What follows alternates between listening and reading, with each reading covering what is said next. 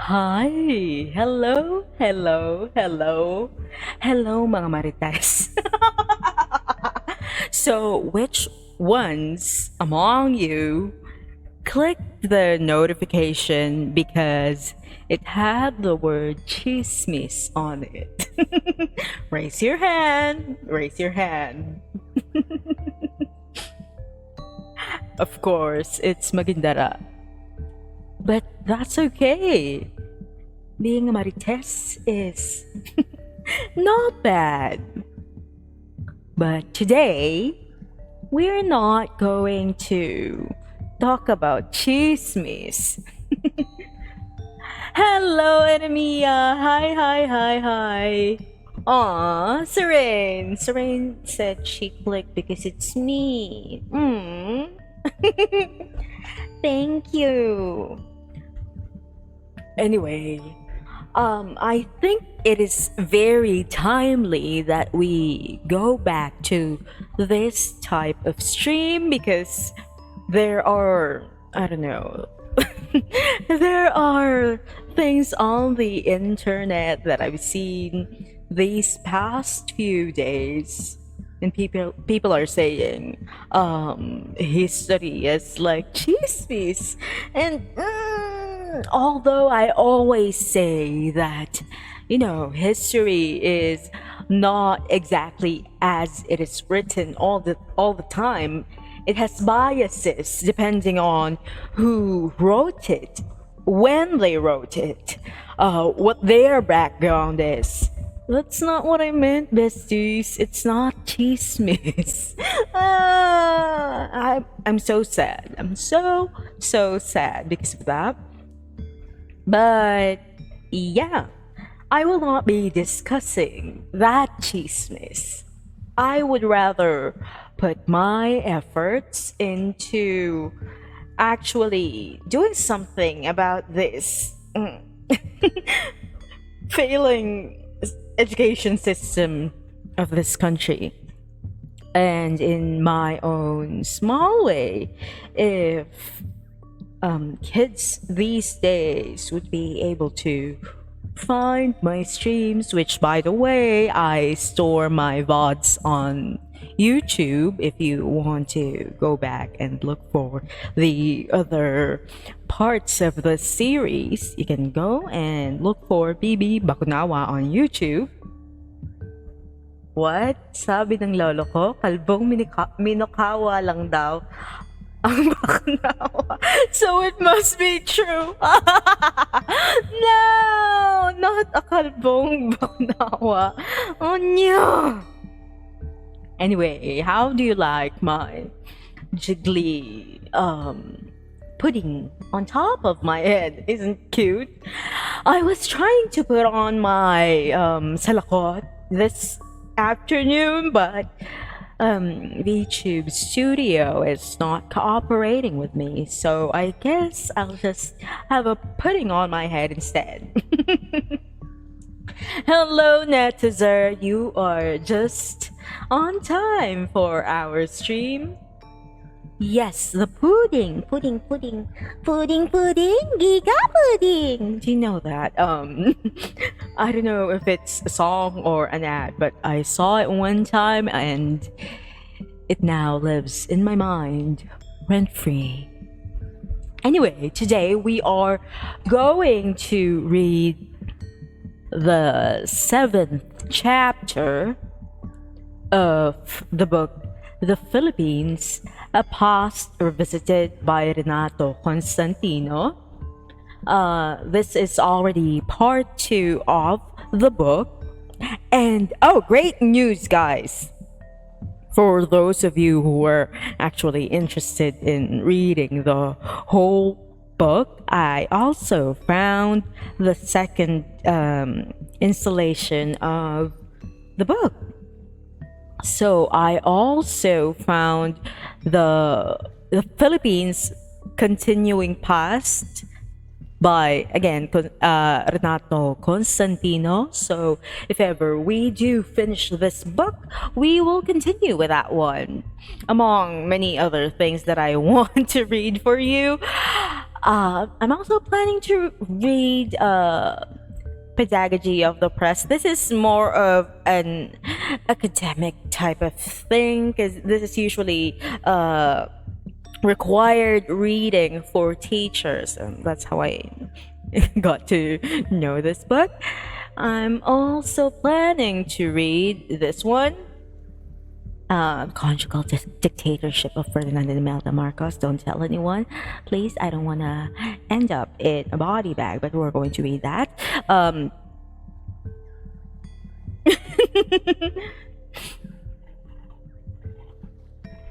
You're not old, Magindara. You're just on a higher level.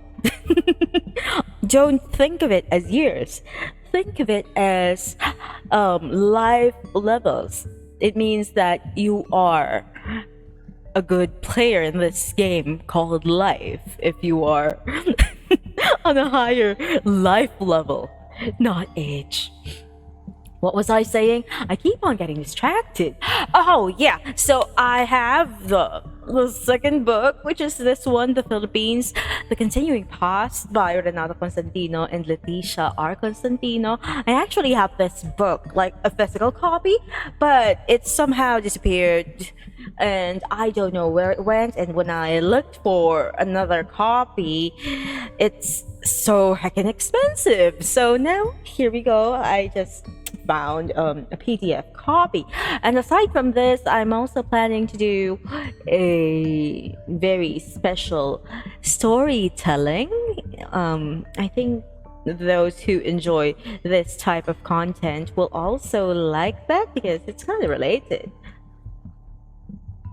No, I don't want to be a Nutriban. That would, but if I became bread, I would be very, very nutritious. Just like what the wise woman Rufa May Quinto said, buba, buba, simpleng dalaga, pag umibig, masustansya. That would be me! Anyway, let us continue with the part 2 of The Philippines, a past revisited by Renato Constantino, The Crucible of Practice. Again, as a background, Renato Constantino is one of the writers that had been a great influence on the youth during the dictatorship of Ferdinand Marcos, and they were inspired to band together and fight for our freedom. So, by reading this, I'm hoping to, well, not just inspire people, but like give them a view of the past because we always forget our past. I will shut up now before the police knock on my door. Let us continue reading. Okay, we are now on chapter 7, The Crucible of Practice, Patterns of Struggle. The most fundamental aspect of Philippine history is the history of the struggles of its people for freedom and a better life. It was in the course of the anti-colonial struggles against Spain that the native inhabitants of the archipelago gradually became conscious of their identity as one nation. Because again, before the Spaniards came, there was no such thing as one nation. The archipelago is made up of different communities, different quote-unquote kingdoms, and they were not politically allied with each other. So now there is a sense of a singular identity as a nation. But because colonial rule was established at an early stage of the people's social development and was maintained with but a short interregnum up to the 20th century, the people's rebellions were, for the most part, negative responses to colonial oppressors rather than positive movements for the attainment of national goals. Because yes, again, they were being oppressed, not just financially, they were being abused physically, women being abused sexually. They were being oppressed in every single way. So these are just responses to that oppression. The nature of these responses was primarily determined by the main features of the two societies at each period of confrontation. Each resistance must therefore be viewed within the context of the society of the oppressors and the society of the oppressed. The landscape reviewed.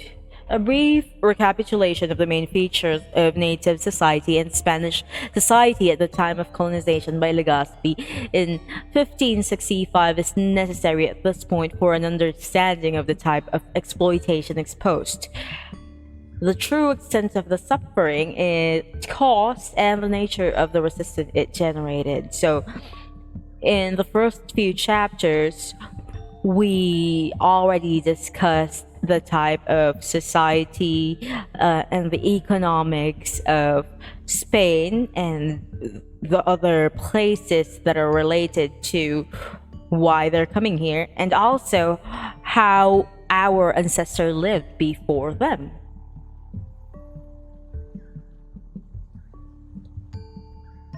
Netizer, no, they will never find me. They can all come to Biringan. But good luck finding a portal. Anyway, let's continue. Although the indigenous societies encountered by the Spaniards were in various levels of development, again, they were not a monolithic society. There were little indigenous societies that are apart from each other. So some of them are more advanced, some of them are almost approaching the need of money, but mostly they were just bartering. So they were at various levels of development. As a general rule though, they were based on a subsistence economies. For those who were not here when we discussed this before, a subsistence economy means that they only produce what they will consume. So they were not producing an excess to sell or barter to other people. What they do barter though is just like it's circumstantial. Sometimes they just harvest more than they need, and that's what they can barter. But they don't really aim for that. They were subsistence economies. As a general rule, they were based on subsistence economies, produced no surplus, just like we said earlier, and therefore had no basis for the existence of an institutionalized exploiting class, because everyone was just producing what they need. So they do not have, a bourgeoisie who are going to exploit the working class. Certain communities, however, were in transition to class society. Like I said, they are not all on the same level. So there are communities who are like more advanced in this area. They were going to transition to class society, namely the ones that are like in Mindanao area. So having attained a relatively higher level of development because of the diffusion of values and practices of the Muslim communities, and also because of occasional contacts with traders from the Asian mainland, so China and also India. Of occasional contacts with traders of the Asian mainland. Okay. This was true of the Tagalog and Pampango areas, where there were Muslim outposts. But even in those communities where the beginnings of class stratification were discernible, the chiefs were still entrusted with communal responsibilities. There was as yet no real concept of private property in the sense of ownership of the means of production, and identification of the chiefs with the rest of the tribe was still buttressed by common activities redounding to the welfare of the group. The highest form of government during the pre-colonial Philippines is Raja, which yeah, there were like forms of government, but as we have said earlier, they were not like on a national level. They were separate kingdoms, if you may. Hold on, is my audio doubling or? Hold on, where is audio input capture? Let me just remove my monitor. Okay, good. Spain at the time of the conquest was at the mercantilist stage of capitalist development, although Spanish society still exhibited strong survivals of feudal values and forms. Hi Melky, welcome to the stream. We are reading The Philippines, the Pastor Visited. It's right here above me. Mercantilism emphasized immediate extraction of wealth, particularly mineral wealth, for trading purposes rather than long-range development of natural resources. Unlike in Latin American colonies, the Philippines had no rich hoards of gold and silver ready to hand. Since the Spaniards who came to the Philippines had neither the inclination nor the technical know-how to develop the natural potential of the islands, they made their fortunes by extracting what they could from the marginal economy of the native population. So, if you put two and two together, they were not even trying to produce surplus, but now they are required to do so because, here are these white people suddenly coming in and they need them to produce for them. The union of the church and state was the most salient feature of Spanish rule in the islands. This union meant active participation by the friars in the colonial administration. The participation by the friars, the limited mercantilist objectives and the great distance of the colony from Spain dictated that only a small administrative machinery be sent over. And again, that's also why there were a lot of friars here, because they didn't have the manpower, so they sent priests. And if you would remember from the previous chapters, what happened was, since being a priest here in the Philippines and also in Mexico at that time was very, very lucrative, people who were not, the typical religious decide to become priests to gain money. Well, not just money, but like riches in general. So that's why in the beginning of the colonization, the priests were like, okay, people, but later on, like not even 3 decades in, the priests who come in here were just people who are here to get rich. This fact increased the importance of friar participation in government affairs and also led to initial reliance on encomenderos for administration. It was likewise a consideration, though not the most important one, in the early use of the native chiefs in the lower rungs of colonial administration. The use of the chiefs as colonial intermediaries was responsible for the development of Barangganic social stratification. So again, before they came here, the chiefs, they were not like kings or any sort of political leader as we know it today. They were the strongest or the most useful members of their little societies, and therefore the people in those societies respected them. They give them services because they appreciate them, not because they have to.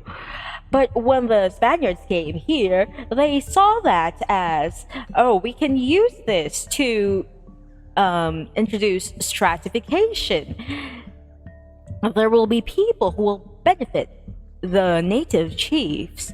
So they were easier to persuade because now they are higher than the people that they will now rule. Hello, Myon. Hi, hi, hi. Early resentments. Although some communities had initially welcomed the Spaniards, the very intrusion of the latter into the hitherto free and self-sufficient societies was bound to produce attempts by some native groups to drive the intruders away. The earliest of such attempts, that of Lapu-Lapu, chief of Mactan, resulted in the death of Ferdinand Magellan, as we all know. They also have a movie about this, although I didn't watch that because it was framed as Ferdinand Magellan was the hero and our people were basically savages, knock off Powhatan people from Pocahontas. The language they used was not even accurate. So, yeah. Hello, Box. Thank you for the lurk. As Lapu-Lapu and his men had fought Magellan's expedition, so did other chiefs like Lakandula and Suliman, or a lot of people would know him as Raja Sulaiman. It's the same person. They've led their barangays in resisting the invaders under Legazpi. Another attempt in 1587 brought together in alliance the chiefs of Tondo, Pandacan, Polo, Katangalan, Castilla, Taguig, Candaba, Navotas, Maysilo, Bulacan, Bangos, and Cuyo. The leaders were Magat Salamat, son of Lacandula, that we've talked about earlier, and Agustin de Legazpi, Lacandula's nephew.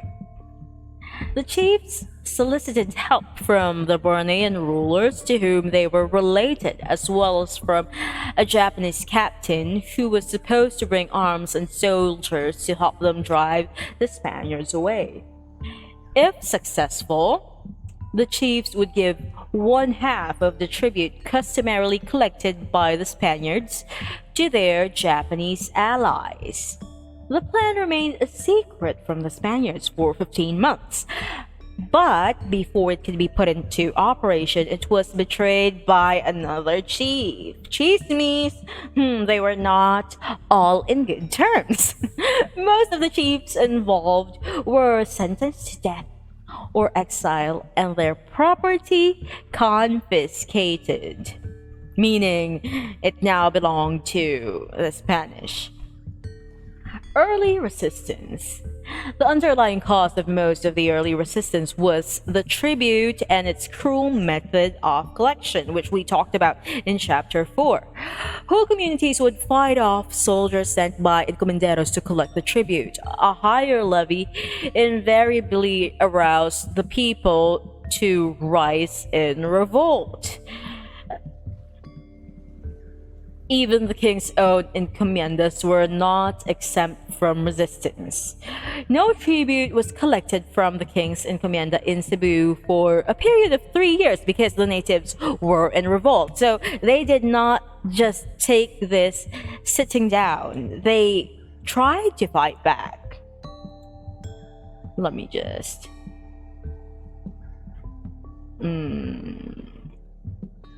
In fact, the abolition of the tribute would be a principal demand of practically every uprising throughout the Spanish occupation. As we have said earlier, when they were being abused, like personally, like physically, no revolt came out of it because it was done in secret.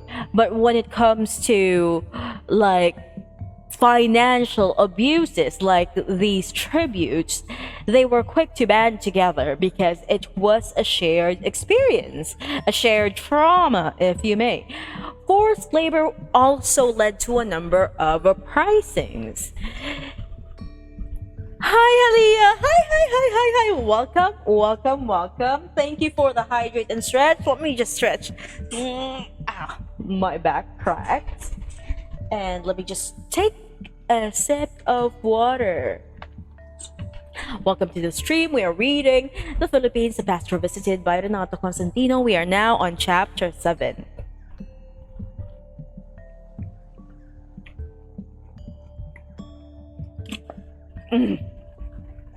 Okay.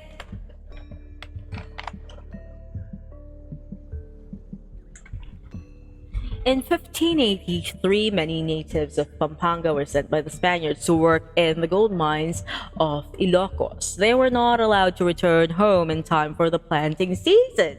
So as a result, there were grave food shortages in Pampanga and Manila the following year.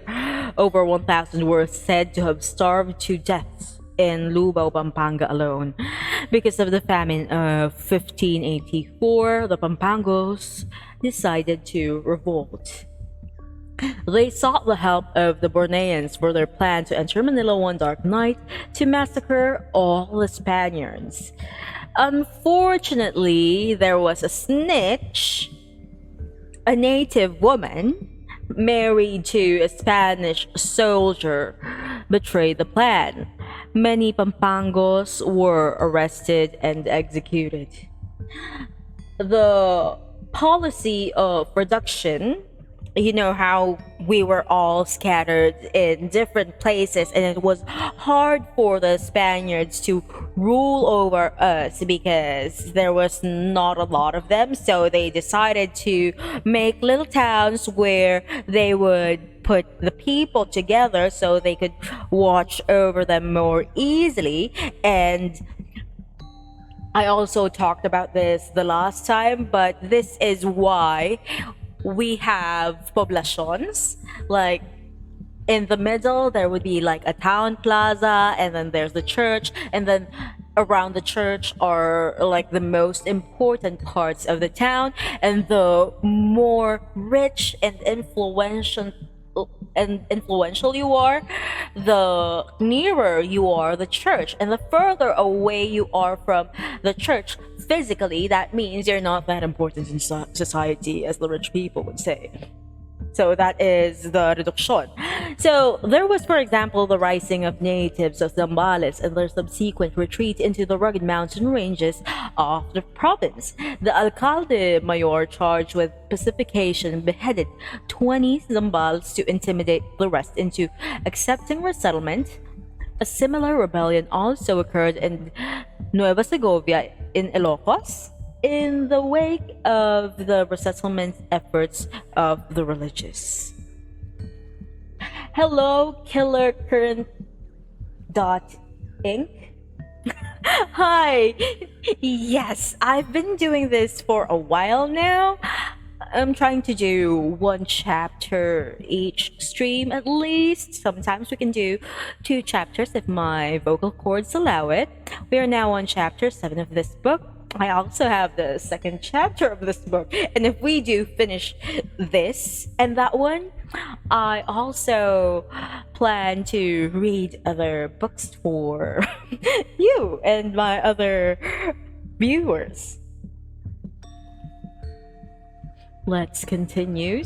So, winning the chiefs. Again, the chiefs before the Spanish came, they were not monarchs or like political leaders. They were just regular members of the societies that existed back then, and they were revered and respected because they either protect or they are at least the most useful to their little society, their barangays, and so people would reward them by working for them or giving them gifts, stuff like that. They were not higher than the other people socially or economically. But when the Spaniards came, that's where it all changed. So there were indeed many instances during the first 50 years when the people demonstrated their resistance to the impositions and extractions of the colonizer.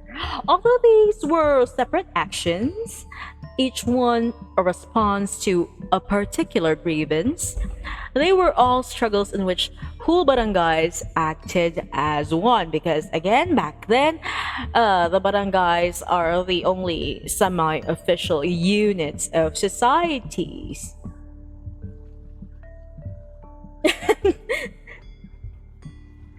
Netizers said before it was distorted for 1,000th time. Yes, I chose this book in particular because this one is written with the intention of writing Philippine history from our point of view. Because back then, our history was written by non-Filipinos, by colonizers, and so they would say things that are kind of questionable from our perspective, and that gave us a little bit of a complex as a nation.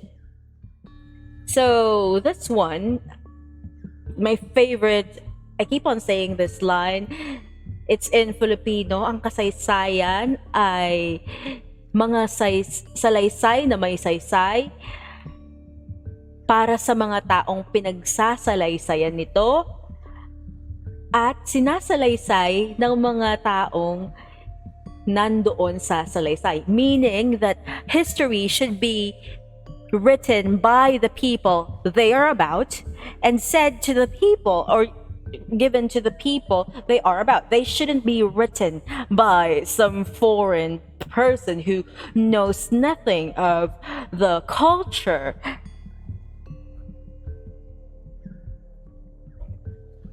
So that's why I chose this book in particular, because it's trying to put everything in context. Because if we are going to abide by the history given to us, it's gonna be like, oh, the Spanish gave us Christianity and we should be thankful for that. But they were abusing us, and then the Americans set us free and gave us education. That's the type of education that was given to us, especially me, because like I'm on the older side. That was the kind of thing that you will get from the textbooks back then. So we are just trying to reclaim it. Sacrifice for me? What kind of sacrifice? I would like to know what sacrifices are you willing to give to me. But before any virgin sacrifice, I mean, did I say virgin sacrifice? No. You know what? I will just continue reading. Okay. So, this unity between like members of the barangays would however be slowly undermined by the techniques of colonization, which deepened the stratification, meaning they made levels that separated the united societies back then within the barangay communities. Because again, I keep on saying this, back then the barangay was a unit. There was a chief, but he was not in any way, shape, or form an absolute ruler. But when the Spaniards came, they tried to stratify. They separated. They were like, okay, these people, they are higher in rank because they are richer or whatever, and these people are lower, they're less important. So since they are stratified, it hastened the formation of classes in a full-blown colonial society, wherein you have your peasants, well, they're not called peasants, but like those who have not those who are have not, and those who are richer, and then there are like the mestizos, and then there's a hierarchy now in the society. The early colonizers tried to win over the more influential chiefs. This was easier to do in the more developed barangays around Manila, where stratification was more marked. For example, the Spaniards rewarded Lacandula for his loyalty to them by exempting him and his descendants from tribute and forced labor. There were perks. That's why it was easier to persuade them to work with the Spaniards, because they are being given special treatment.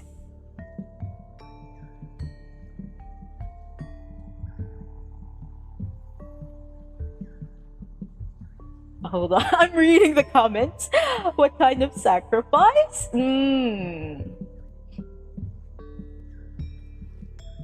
Yes, I have a pudding on my head. It jiggles. It doesn't fold. What? Britain's conquest of India is also an example of that. Yes, white people. I don't mean to be racist, but yeah.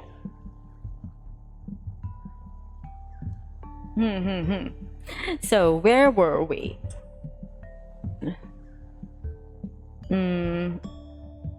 Okay, so but when after Legazpi's death, the new governor withdrew these personal privileges, because Legazpi is the one who's like, okay, we're not extracting tributes, or we're not going to force you to do labor. And then there's this new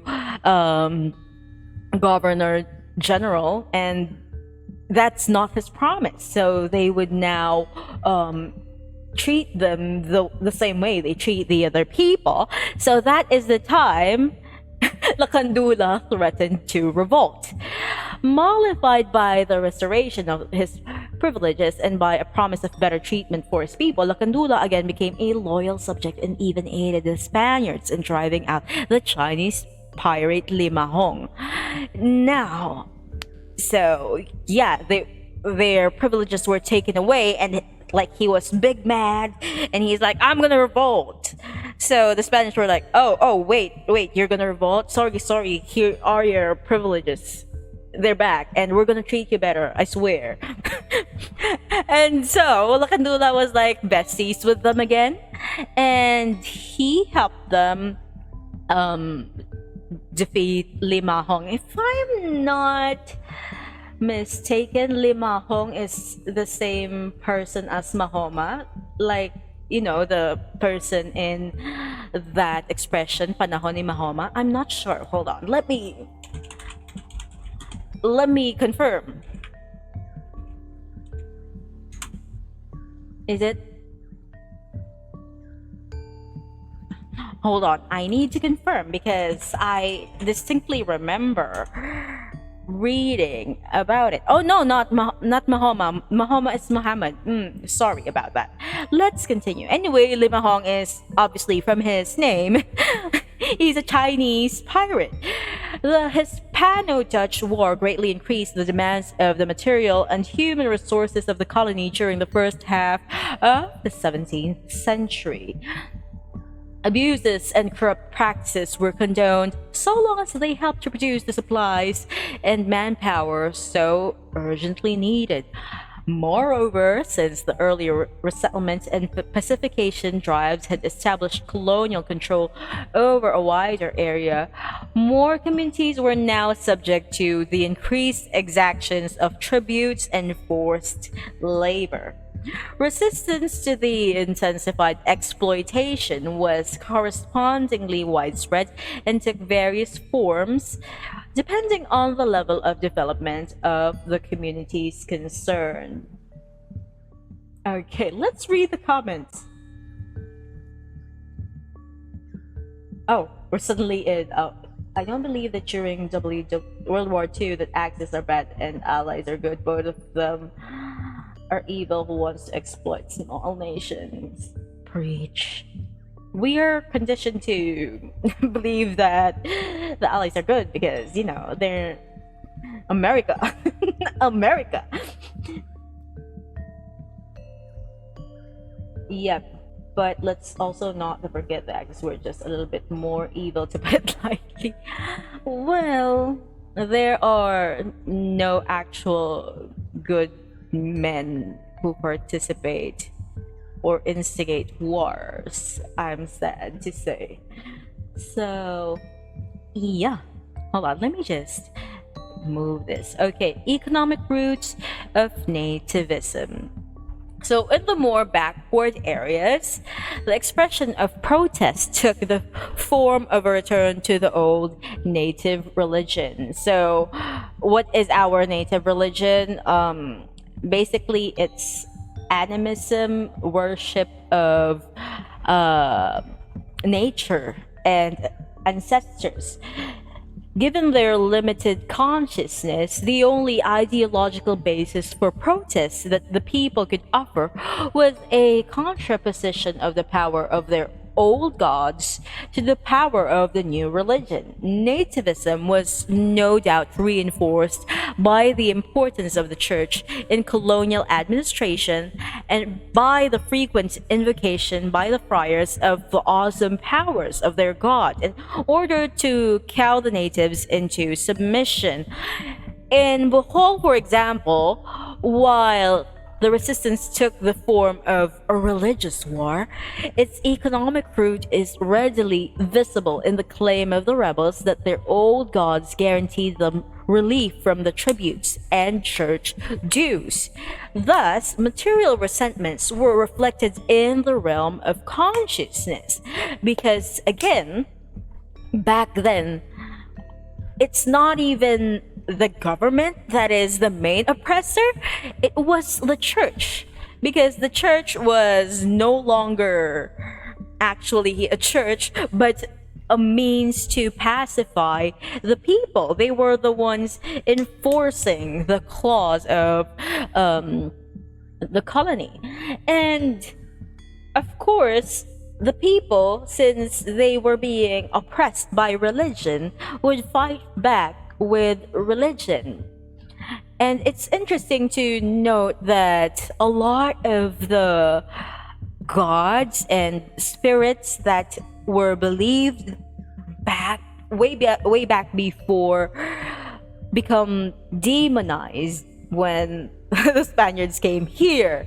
Babaylans were they were accused of being witches, and I think the Bakunawa is, me, a Bakunawa, my ancestors were believed to be a type of god, but then when the Spaniards came, that all kind of changed, and now it's relegated as an evil type of monster. So, just colonizer things. Okay.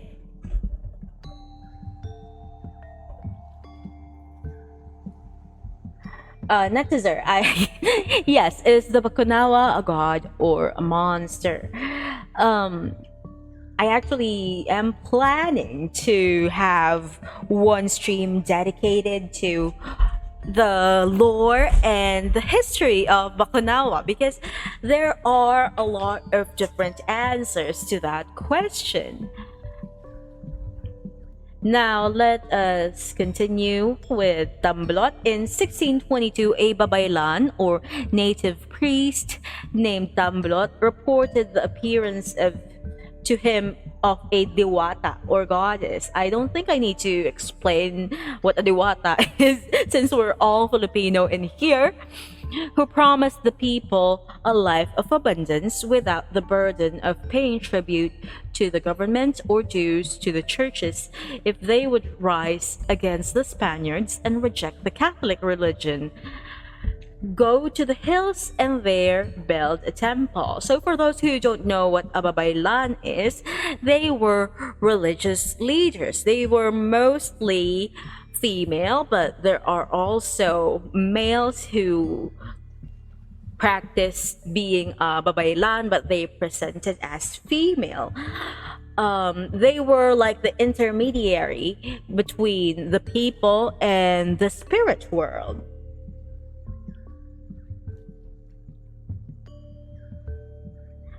Netizer. So, well, yes and no. That's kind of an oversimplification because yes, Amaya is a show, so they can't really, just get the whole lore. It has to fit within their narrative in the story. But the Bakunawa is more than just a moon eating monster. And I will discuss that one day. One day. I will have a special stream for that. Hold on, let us continue. So 2,000 Boholanos from 4 out of a total of 6 villages supervised by the Jesuits revolted because of, Tamblot. They burned the 4 villages and their churches, threw away all the rosaries and crosses they could find, and pierced an image of the Virgin repeatedly with their javelins. Because again, this is not just an economic or political revolt. It was a revolt against the church.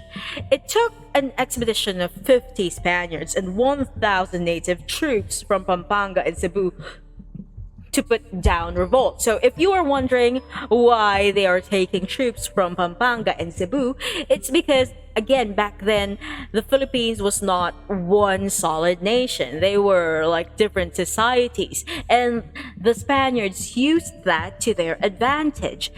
As the people from Bohol and the people from Pampanga don't see each other as, brothers, it would be okay for the Pampanga troops to quell revolts from Bohol. Same is true with Cebu, because there was first, what do you call this? In the map, they are far away from each other. Secondly, they would have different languages. So what do they have in common? If they are not like in contact with each other as well. It's not like today where people from Pampanga, you can talk to them even if you're in Cebu or Bohol or whatever. They didn't have the internet, so to them these are strangers. So they helped to put down the revolt, but not before they had been fiercely attacked by 1,500 Boholanos using a variety of crude weapons such as pointed stakes, stones, and crossbows. And if you would remember, there were 50 Spaniards and 1,000 natives, so they were outmanned. The Spaniards regarded this revolt, the Tamblot revolt, as a dangerous one, for there was some evidence that it would spread to other communities, because even if they didn't have Facebook back then, tsismis, there are mariteses. Tsismis flies.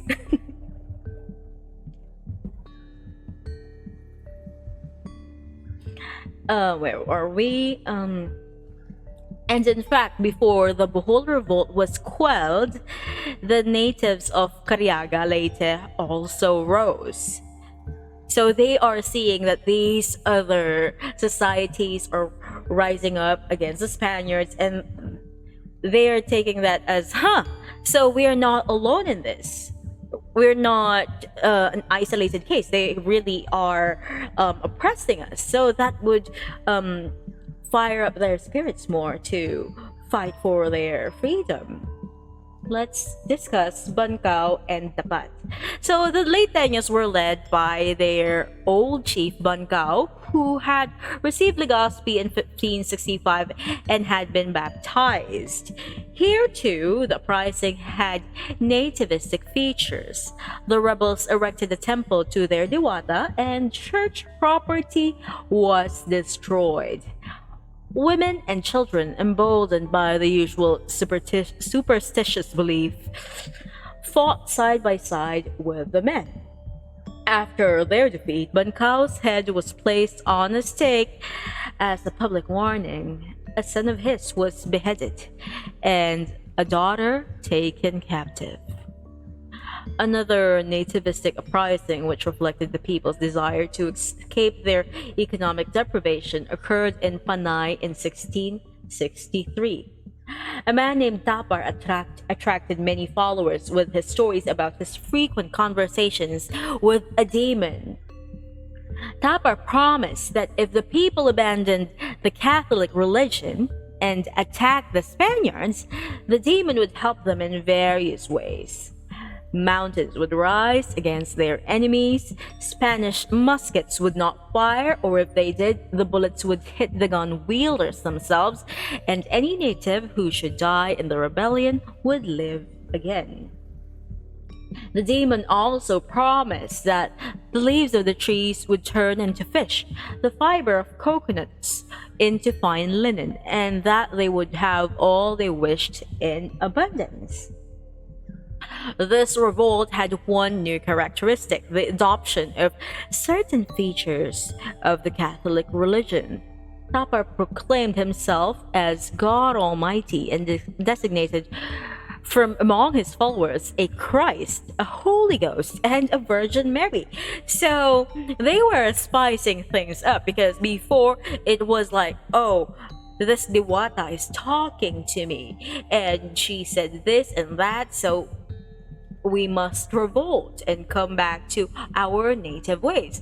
But there are people like this person who are like, oh, a demon is talking to me straight up, and now I'm God, this is Christ, this is the Holy Spirit, and this is the new Virgin Mary. Because as you know, a lot of people had been converted to Catholicism, so they were using what the people know then. So he also appointed popes and bishops, and this new development reflects the stronghold that Catholic doctrine already had on the people by that time. So, if you would notice, this still happens today. There are still people proclaiming that they are the anointed ones, or they are the incarnations of Christ, or whatever, but usually they are proven to be charlatans and abusers. So hi, yes, there are cults. Anyway, let's continue. After all, the proselytization had been going on for a century. The adoption of some features of Catholicism did not, however, prevent the rebels from killing a Spanish priest. This act provoked a series of bloody reprisals, which finally stamped out the revolt. Tapar was executed, just like the others. Labor conscription, okay? Let me just move this a little. What's your question? Spanish Inquisition. Hold on. I think there were brief mentions of it, but it was not really, discussed in depth, because they only discussed the things that are deeply related to the way they managed the country and the reasons.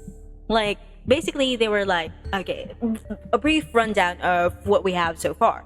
So, there are 6 states, and then those 6 states were like, they were merged into 2.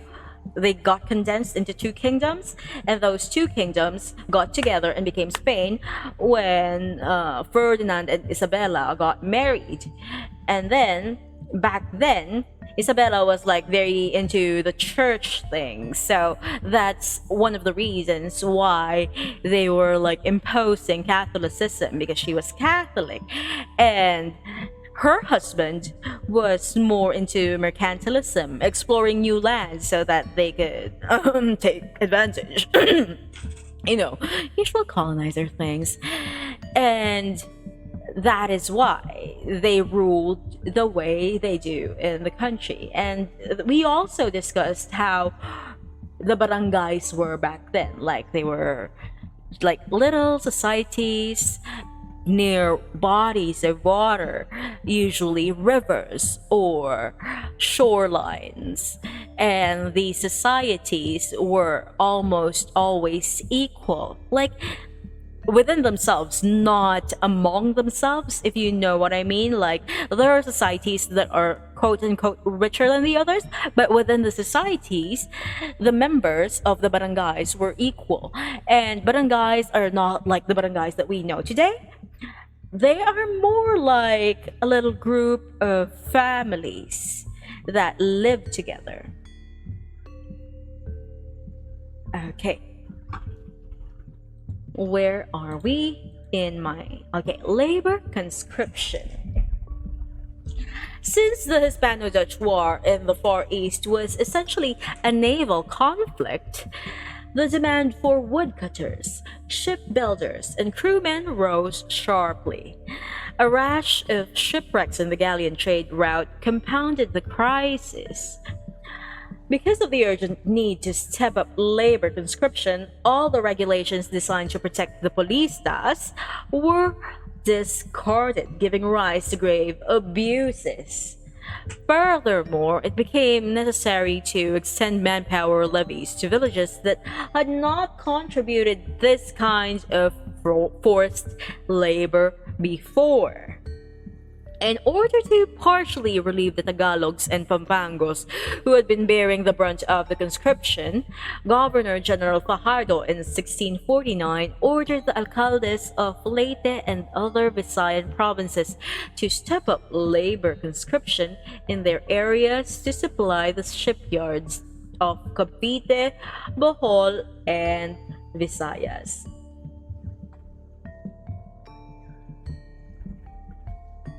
This new exaction, which separated families and took the men to faraway places for long periods of time, caused deep resentment. I think we have already discussed this before, but let's continue. Since the decree conscripted one man per village, all villages now had a common grievance. But here, again, the struggle had to take a religious form, not only because church property was the only material evidence of the Spanish presence, but because the return of the native religion was the clearest notice the rebels could give of their rejection of the Spanish rule. Now, I will pause here to rediscuss why they were so mad about the whole polo servicio thingy. It's because, first of all, you are forced to work somewhere far away from your family. So all able-bodied men are out there away from their village. Who's going to farm? Who's going to provide?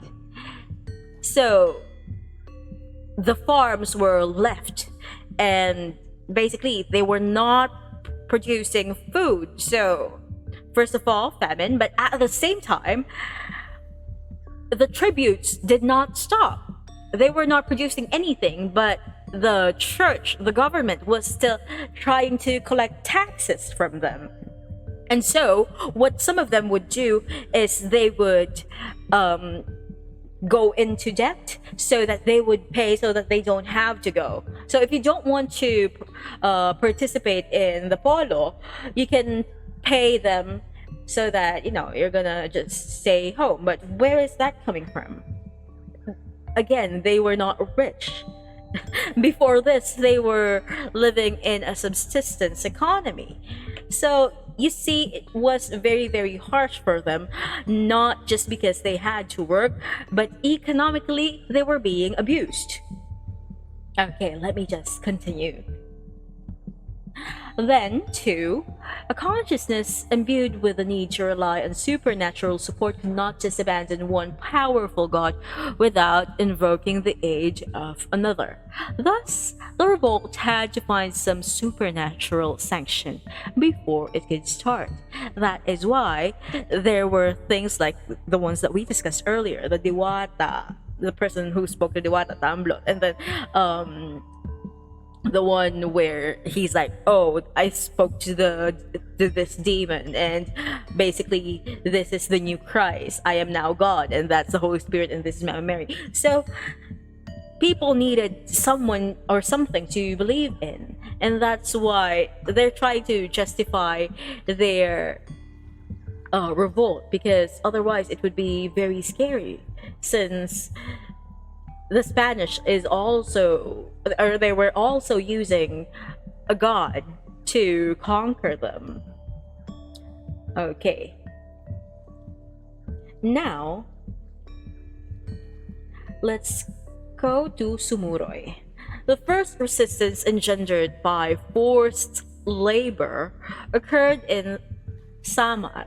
Its leader, Sumuroy, significantly enough, a ship's pilot was ordered by his father, who was a babaylan, to kill a priest in the convent. This he did on June 1, 1649. Okay, the way they word this is kind of complicated, but basically, so there's this guy, his name is Sumuroy, his father is a babaylan, basically a pre-colonial priest, and his father ordered him to kill this Catholic priest in the convent, and then he did that on June 1, 1649. So on Corpus Christi Day, all the people marched to the convent, sent the other priests away, and sacked and burned the church. They took the church vestments and cut these up into drawers and turbans for themselves. This act was probably deemed to be part of the declaration of rebellion. Common grievances quickly sparked similar actions in many other villages. As Doanku, almost all the coastal villages of Sama revolted. Churches were burned. The friars fled, and the rebels were grouped in the mountains, where they built a fort. And if you would notice, this is a common theme. Rebels always go up the mountains because, it's harder for the Spanish to hunt them down there. The simultaneous actions alarmed the Spanish officials. Oh, hi! Thank you for following XDVEL. We are reading The Philippines, a Past Revisited by Renato Constantino. Now, let's continue. So these actions alarmed the Spanish officials, especially since these involved even villages very close to Catbalogan, the seat of jurisdiction in the province. So they were encroaching to the main place where the Spanish were staying. Emboldened by their success, the Sumuroy forces even mounted daytime assaults on Spanish troops. When the Spaniards demanded Sumuroy's head, the rebels contemptuously sent them the head of a pig. The first force the Spanish alcalde mayor of Leyte was able to muster proved ineffectual, as it consisted of collectors of tribute who were not used to fighting, and natives who were relatives of the rebels. So it's not working out for them. You're basically sending BIR and the relatives of the people you're fighting. So it's a general had to be sent over from Manila, only to be placed in a dilemma by the wide popular support for the revolt. To crush the rebels, he had to have a large number of native boats to ferry provision and arms. On the other hand, he was afraid of the consequences of a large concentration of natives, because even those uninvolved in the revolt regarded the rebels as their liberators and rejoiced over their victories. Okay, thank you for the stretch.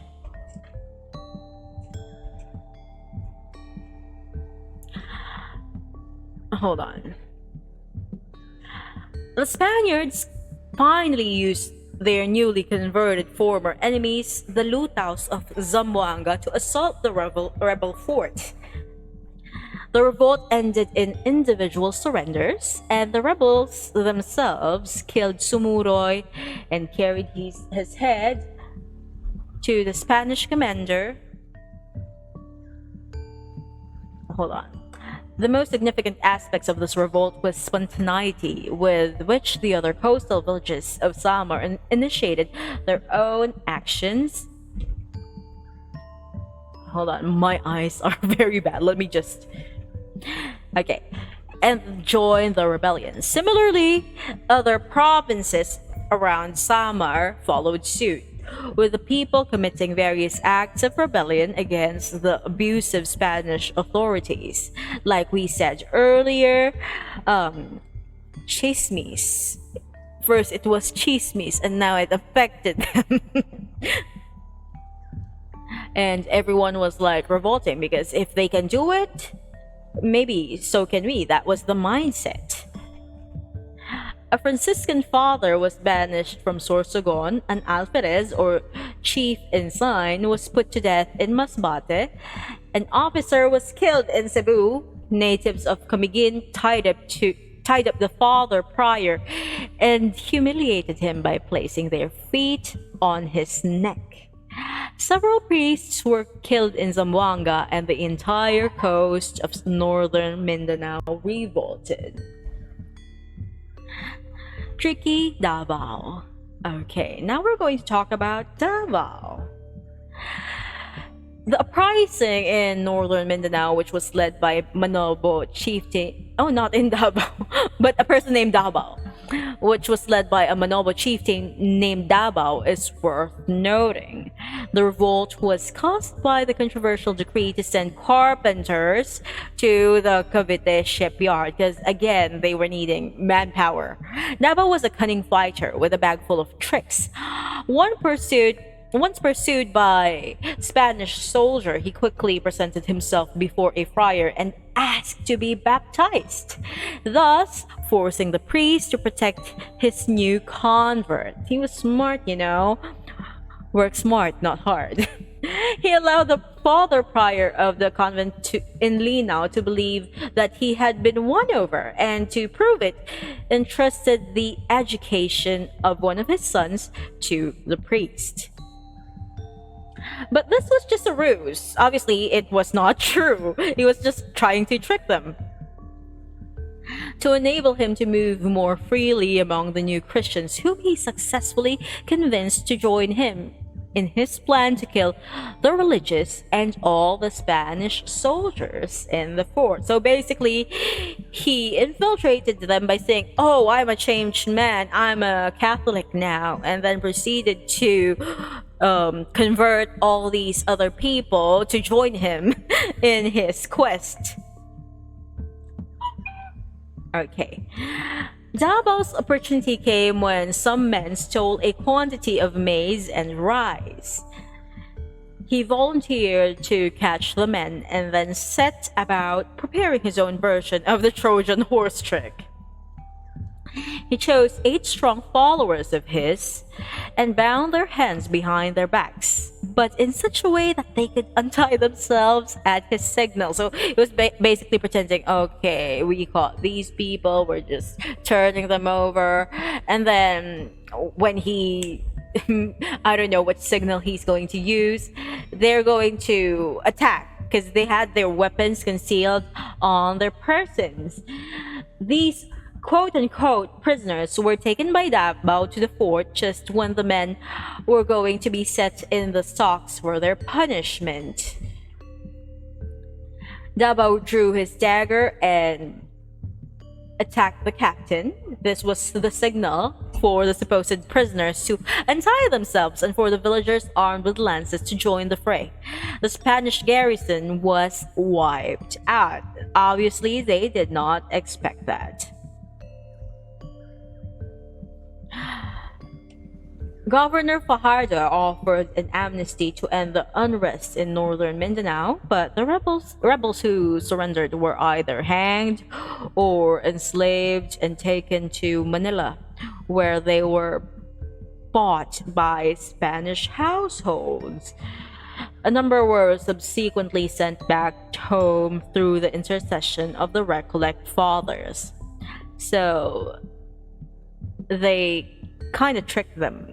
They were like, okay, we're giving you amnesty, but when they surrendered, they were double crossed by the government. Let's continue. Opportunities for the chiefs. The nativistic revolts, which involved entire communities without regard to social strata, later gave way to struggle in which chiefs took advantage of mass unrest to advance their own interests.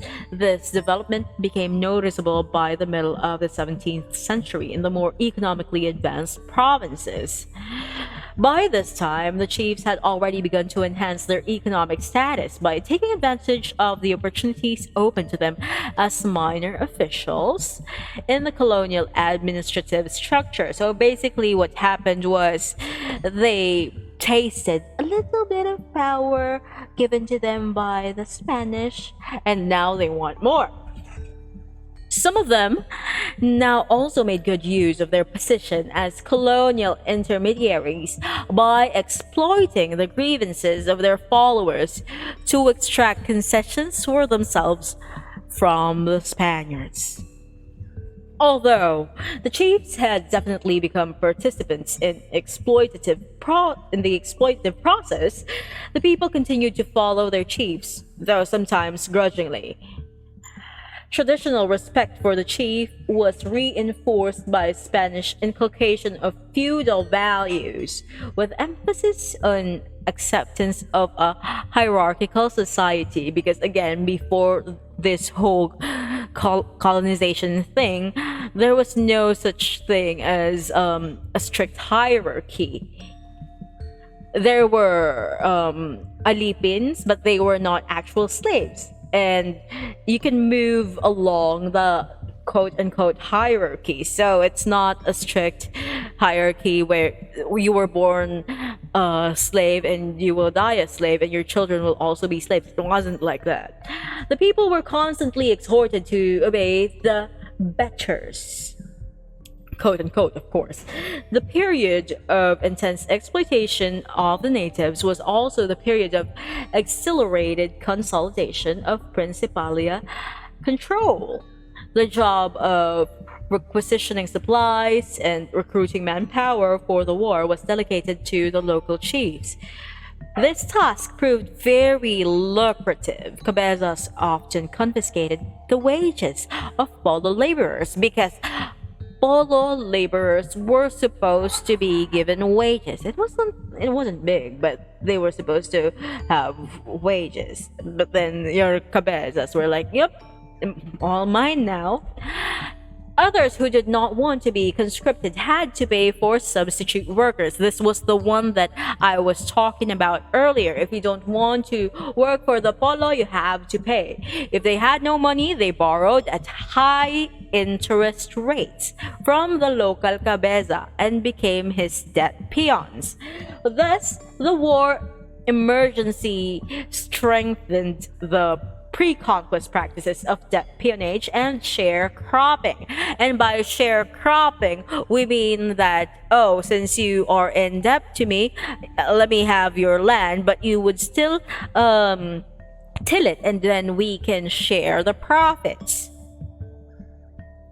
New stage in native resistance. Their growing wealth and a new awareness of their own prestige and influence nurtured in some of the chiefs' ambitions of seizing power for themselves outside of the colonial framework. The middle of the 17th century thus marks a new stage in the pattern of native resistance. Though the masses were gaining more experience and education and struggle, though they were participating actively in the historic process that would eventually lead to unification and awareness of a national identity, class interests were emerging, which would definitely undermine the integrity of their future struggles. Let me continue. For whenever the sufferings of the people from colonial abuses reached a peak which made the outbreak of violent resistance imminent, some chief or other would assume the leadership for the purpose of installing himself as the new authority in place of the Spaniards. He thus made use of the people's libertarian impulses to satisfy his own ambitions. The intensified exactions which had provoked the series of nativistic uprisings in the Visayas and Mindanao also inflamed the people of the more advanced provinces of Luzon to rise against Spain. The higher level of consciousness of these communities, however, needed no magical mask to conceal material reasons for their discontent, the nature of their grievances, the goals and conduct of their uprisings, and the outlook of their leaders clearly indicate a different level of economic and social development. The revolts of 1660 in Pampanga and Pangasinan illustrate the new features of native resistance. Now we are going to talk about the Maniago Revolt. He's from Pampanga. I would know because he's one of my ancestors, IRL. Although I don't know the language. By blood, I am from this lineage, Pampanga. Yes. The provinces were reeling under the exactions of forced labor for shipbuilding, bandalas, and other duties and services. Being one of the traditional suppliers of goods and services, as you would remember, they would usually take the polistas from Pampanga and Manila. So Pampanga was particularly hard hit.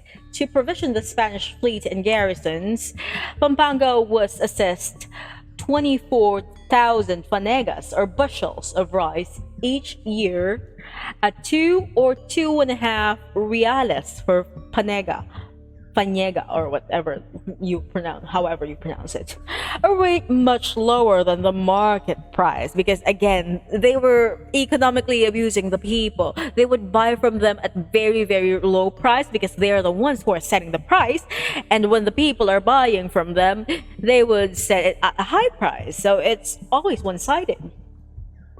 By the time the province revolted, the government owed the people 200,000 pesos. This was back then. I don't really know how you would convert it to today's money because, of course, inflation. But 200,000 pesos is already a huge amount back then. This was a great deal of money indeed by the standards of that time, and given the low prices, must have represented a very large amount of produce unpaid for. If on the one hand the large yearly assessment of the Pampangos was indicative of the amount of surplus they now produce, the size of the accumulated debt should also give us an idea of the resentment that was building up. In addition, the war and the series of shipwrecks that plagued the galleon trade in the last few years, you remember there was like a lot of shipwrecks, so they were also suffering from that, forced large and repeated requisitions for timber cutters and shipbuilders. Ships were also needed for the naval units in Zamboanga and the Visayas and to convoy the Chinese junks engaged in the lucrative trade between Manila and Canton. Thus, even after the war with the Dutch was over, labor drafts remained as large as ever. The harassed Pampangueños also had to contend with military conscription. The Spaniards had come to rely on the fighting prowess of the Pampangos and used them extensively to quell revolts in other provinces, just like the one from Bohol, the one that we discussed earlier. So they got people from Pampanga and Cebu. The Dutch-Spanish War intensified recruitment. The immediate cause of the Pampanga Rising was the ill treatment to which timber cutters were subjected by the chief overseer of timber cutting in the province. 1,000 Pampangos had been working for 8 months under oppressive conditions. These men mutinied and signified their intention to revolt by setting fire to their campsite. They chose as their leader Don Francisco Maniago, a chief from the village of Mexico. And when I say Mexico, it's not Mexico way in the west. It's Mexico Pampanga, who had previously been appointed Maestre de Campo. The Spaniards were alarmed by this development for 2 reasons. First, they knew that the Pampangos, having been trained in the military art by the Spaniards themselves, could become formidable enemies. Because, they've been like the default army of the Spanish. There was not a lot of Spaniards back then, so they had to recruit local people. They trained them. Secondly, because the Spanish force in the Philippines at the time was greatly reduced, again, it was therefore resolved to try conciliatory methods, meaning they want to talk it out. But initially, these proved fruitless. They did not want to talk it out, honey. Meanwhile, armed rebels gathered in Lubao under Maniago, and another group made preparations in Bacolor. They closed the mouths of the rivers with stakes to deny the use of these waterways to the Spanish forces. The chiefs involved then sent letters to other chiefs in Pangasinan, Ilocos, and Cagayan, informing the inhabitants of those provinces that the Pampangos had risen with such force that they could take Manila, and asking these provinces to join them in revolt and to kill all Spaniards in their regions so that together they might throw off the Spanish yoke and elect a king of their own. This is something that is kind of significant because before the Spanish came, there was no concept of one king for all of them because, it's little barangays, little societies. But since this concept of having a king to rule all the land was introduced by the Spanish, they are using this concept and taking it for themselves. Hello, Sir Ghost Art. Thank you for following. Welcome. Let's continue. Lara's maneuvers. Hi. Oh, also, hello, Mike. We are again reading the Philippines, the past were visited by Renato Constantino. We are now at chapter 7. We just finished reading about the Maniago Revolt. We are now at Lara's maneuvers. How Government Manrique de Lara managed to defuse dangerous situation is a minor masterpiece of colonial maneuvering. The shrewd governor was able to exploit the fundamental division between the native elite and the people, which Spanish colonialism itself had created. So earlier we have discussed that the chiefs and their families were benefiting from being exempted and being given basically privileges by the Spanish, putting them at a higher hierarchy from the people. There was separation now, whereas from before they were all equal. Now that division, that meant fundamental division between the native elite or the families of the chiefs and the people that they rule over, the Spanish were using that so that the people would not band together. He also managed to play off one chief against another because, again, they were not one cohesive nation back then. They were little groups of people. So even before the Spanish came, there were already fighting between groups of people. So they're just playing on that. Government Delara began his maneuvers with a show of force. With 300 men, he went to Macabebe, a rich and populous town in Pampanga. People were getting ready to join the rebels. But on seeing the well-armed Spaniards, they became frightened, obviously, because the Spaniards had their guns and, they were not as armed as them. And they became frightened and pretended to be friendly towards them, which pretense was returned in full by Lara. So two could play this game. So that's what De Lara thought. So the natives were pretending to be friendly. He also pretended to be friendly. The show of mutual cordiality caused other rebels to waver and distrust one another because, why are they being friendly? Are they betraying us? So that in Apalit, they took away the dispatches given to a certain Agustin Pamintuan for delivery to Pangasinan and Ilocos for fear that said Pamintuan might betray them to the Spaniards. So they were obviously just faking it, but faking it was apparently not good because their brothers didn't know that they were just faking being nice to the Spanish. Bebe, Halia, what? You want to be my bebe? What? Yes, it's high stakes amogus. Exactly. So Delara's next problem was to assure the loyalty of Juan Macapagal, chief of Arayat, since it was necessary to pass through his territory to reach Pangasinan. If Macapagal could be counted on the Spanish side, this would prevent a junction of the forces of the two provinces. Delara wrote to Macapagal calling him to a conference. So he wanted to talk. He came, but to preserve his options, passed by the rebel camp first. Delara treated him with great courtesy and promised him many rewards if he would side with the government.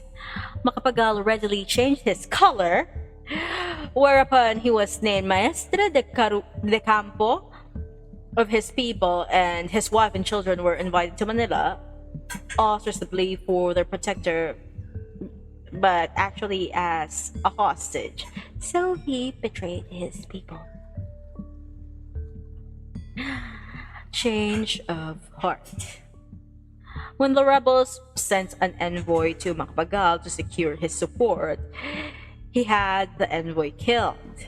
Macapagal, now a loyal defender of His Majesty's interests because of, the rewards, went back to Araya to organize a force that would prevent the rebels from using that route should they be forced to seek refuge in Pangasinan. Macapagal's defection discouraged the other chiefs. Furthermore, they became envious when they learned of the preferential treatment bestowed on Macapagal's family. These strategies were employed by friars on other chiefs with equally good results. So basically, they were trying to win over some chiefs or some leaders of the rebellions by giving them perks, by giving them rewards. And so this would discourage others because, oh no, now they're against us. The upshot of it all is that the Pampanga chieftains wrote the governor, let's read. Alleged as an excuse for the disturbance, the arrears of pay which were due them for their services, together with the loans of their commodities which had been taken to Manila for the support of the paid soldiers. They entreated his lordship to command that these dues be paid, so that their people, delighted with this payment and therefore laying aside their fury, could be disarmed by chiefs and sent back to their homes. So Governor Lara proposed a partial payment of 14,000 pesos on the 200,000 Due to the Pampangos, quick math, that is 7% partial payment. Not even 10? The religious helped in the negotiations by contacting the leaders and offering them rewards for themselves and amnesty for their followers. So they were just basically trying to cover their asses. Soon, the chiefs began changing their tune, wanting to ingratiate themselves with the Spaniards.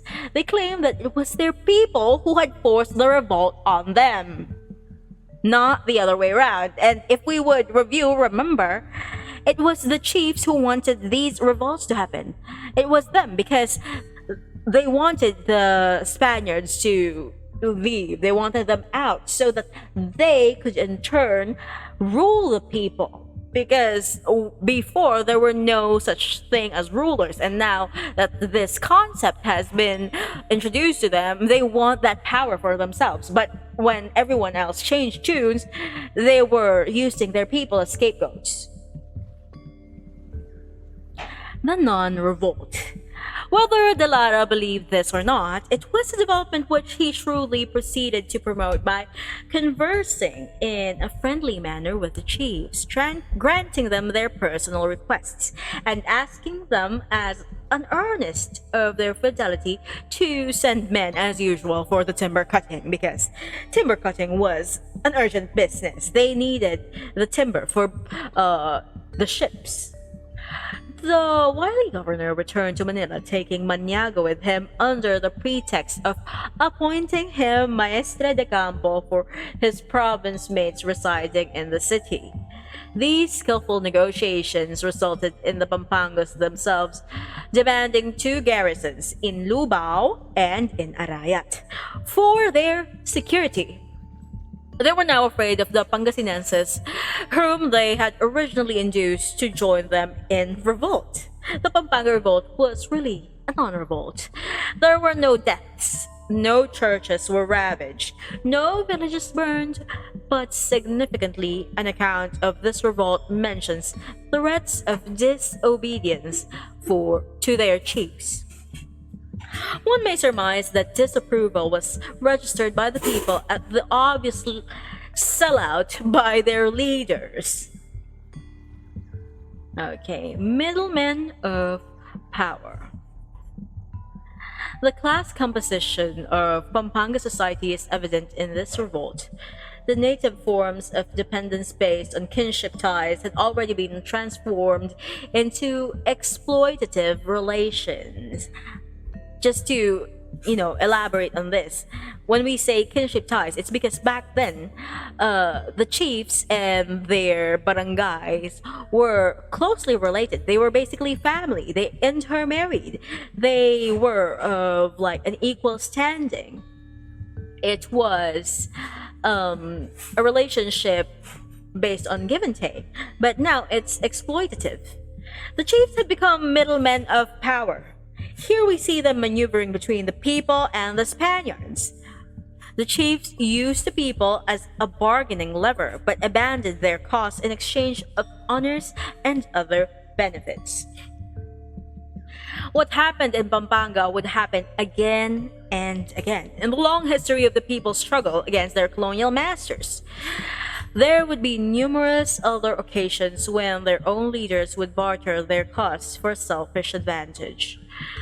Pampango collaboration. Hi, hello. Thank you, Kai. This is actually a semi-free model. This is not my final model. My actual model will be debuted by November. I want everyone to anticipate it. It's still being rigged. It's finished being drawn. It's now on the rigging stage, and we're very, very excited for that. But until then, I'll be this chibi. And thank you for the hydrate. Let me just drink.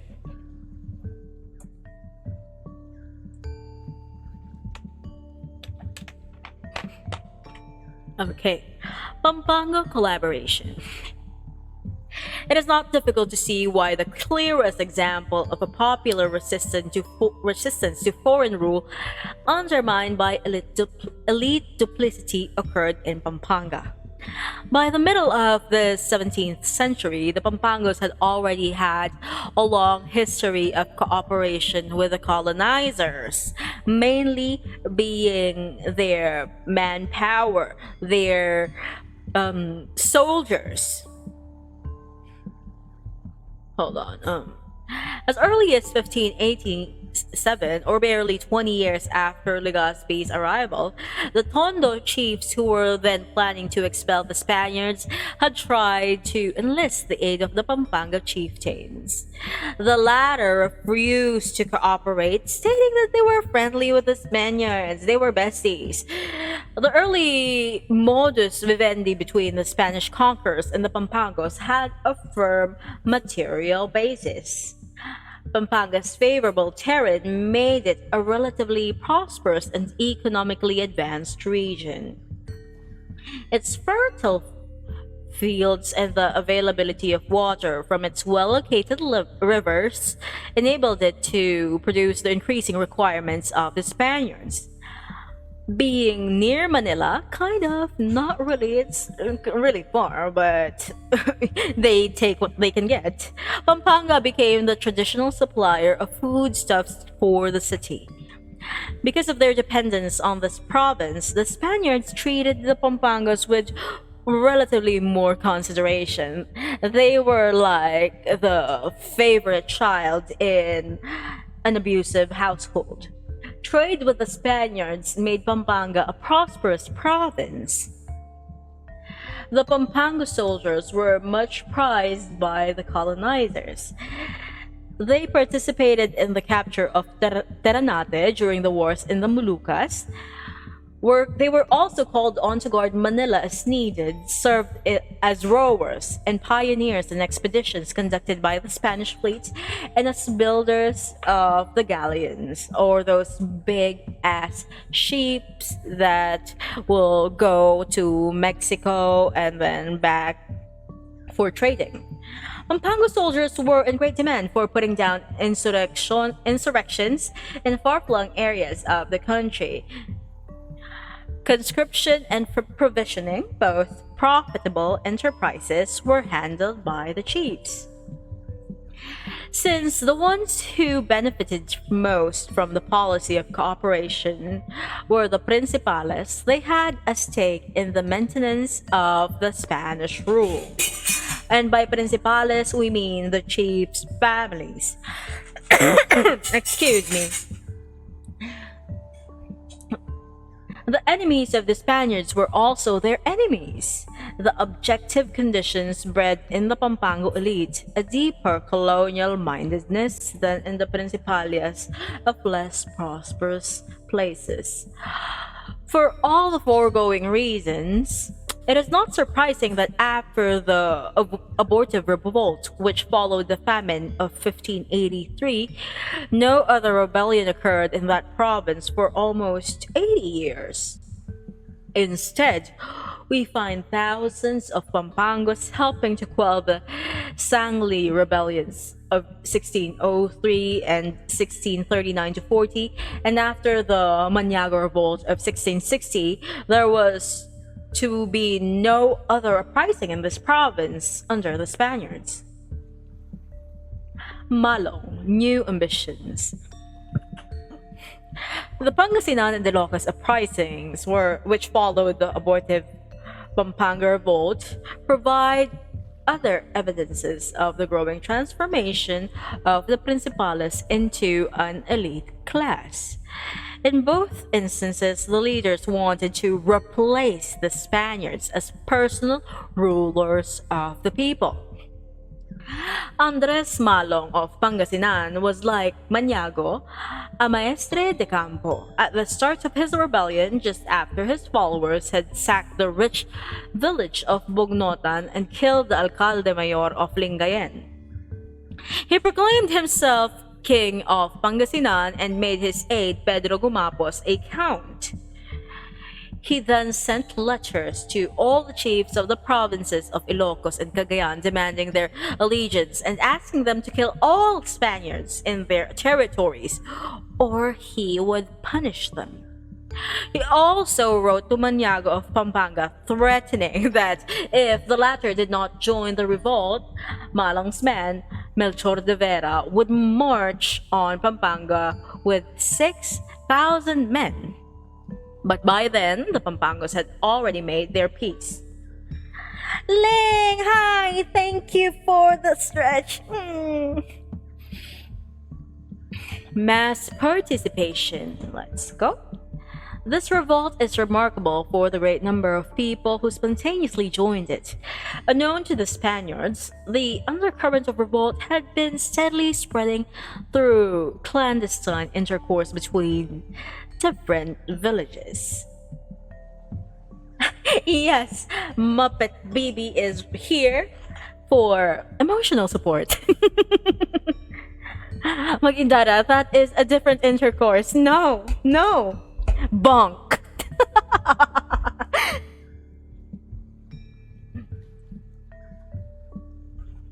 The people were ready to rise. Soon after his first action, therefore, Malong could boast of more than 4,000 followers. And although the rebellion lasted only 1 month, from December 15, 1660 to January 17, 1661, accounts say that Malong was able to assign 6,000 men to Melchor de Vera to conquer Pampanga and 3,000 to Count Pedro Gumapos to reduce Ilocos and Cagayan, and still keep under his own command 2,000 men for any contingency. And to us, maybe this is not such a great number, but you have to remember in the revolt from earlier, like I think it was in either Samar or Pampanga, there were like only 50 Spanish people, and then the rest, 1,000 of them, were Filipino people from Pampanga and Manila, but they were intimidated because there were 1,500 natives. They were gravely outnumbered. So, basically, keeping how many people? 4 plus 6 plus 2, 12,000 men is actually a great feat. While these, okay, let's I think they explained it too. While these figures might be somewhat exaggerated, the size of Malong's forces was certainly large enough to warrant the use by General Estebar of 200 infantry and other troops of different nationalities, plus General Ugalda's forces of Spaniards and Pampangos. Moreover, although the Spaniards attacked Malong only after Gumapos, with around 5,000 Zambals, had gone to Ilocos, they still managed to slay more than 500 rebels. But mere numbers could not overcome the superior firepower and training of the Spanish-led troops. Soon after Malong's defeat in battle, groups of rebels began surrendering to the Spaniards. The rebellion was virtually over. Malong was arrested and later executed in his hometown of Binalatongan, Pangasinan. Gumapos. Okay, let's talk about Gumapos and his army. So, Gumapos and his army of Zambals did not fare any better in Ilocos, principally because the population seemed to vacillate between the two contending forces. There were instances when they joined the Gumapos forces in killing the Spaniards, but later regretted their participation. One group asked the Spaniards to hang the father of Gumapos for passing on information to his son. On the other hand, while the Spaniards with 1,500 Ilocano troops were retreating before the Zambals, they were unable to rally to their aid the inhabitants of any town they passed. In Vigan, the Spaniards tried to build a fort within which they might better defend themselves while waiting reinforcements from Manila. But they failed to carry out their plan because the natives conscripted to build it kept disappearing. But there was no ambivalence as far as the rich Ilocano chiefs in the areas invaded by Gumapos were concerned. Their loyalty was to their property. During the Zambal invasion, their main preoccupation was how to salvage their wealth. They brought to the bishop's house all their gold, silver, and other valuables because they thought it would be safe there. The hoard was so large that it filled all the rooms to overflowing, and much property had to be buried. In an effort to save this treasure and that of the church as well, the bishop assembled the Zambals and publicly threatened them with excommunication if they took anything from the churches or from his house. Excommunication meaning they're not part of the church anymore, they're gonna burn in hell. And this was kind of an effective boogeyman for church people. We don't know Magindarat. Where are we? The Zambals, although they had asked the bishop to say mass upon their arrival, were not impressed by the threat of excommunication. They sent the bishop to the town of Santa Catalina and then proceeded to loot his house. They even unearthed the silver which the friar and the rich had buried. And then they plundered and burned Santa Catalina as well as other villages and convents. Gumapos Ilocos campaign ended after an encounter with the Spanish forces, during which 400 rebels were slain and Gumapos himself was taken prisoner. He was later hanged in Vigan.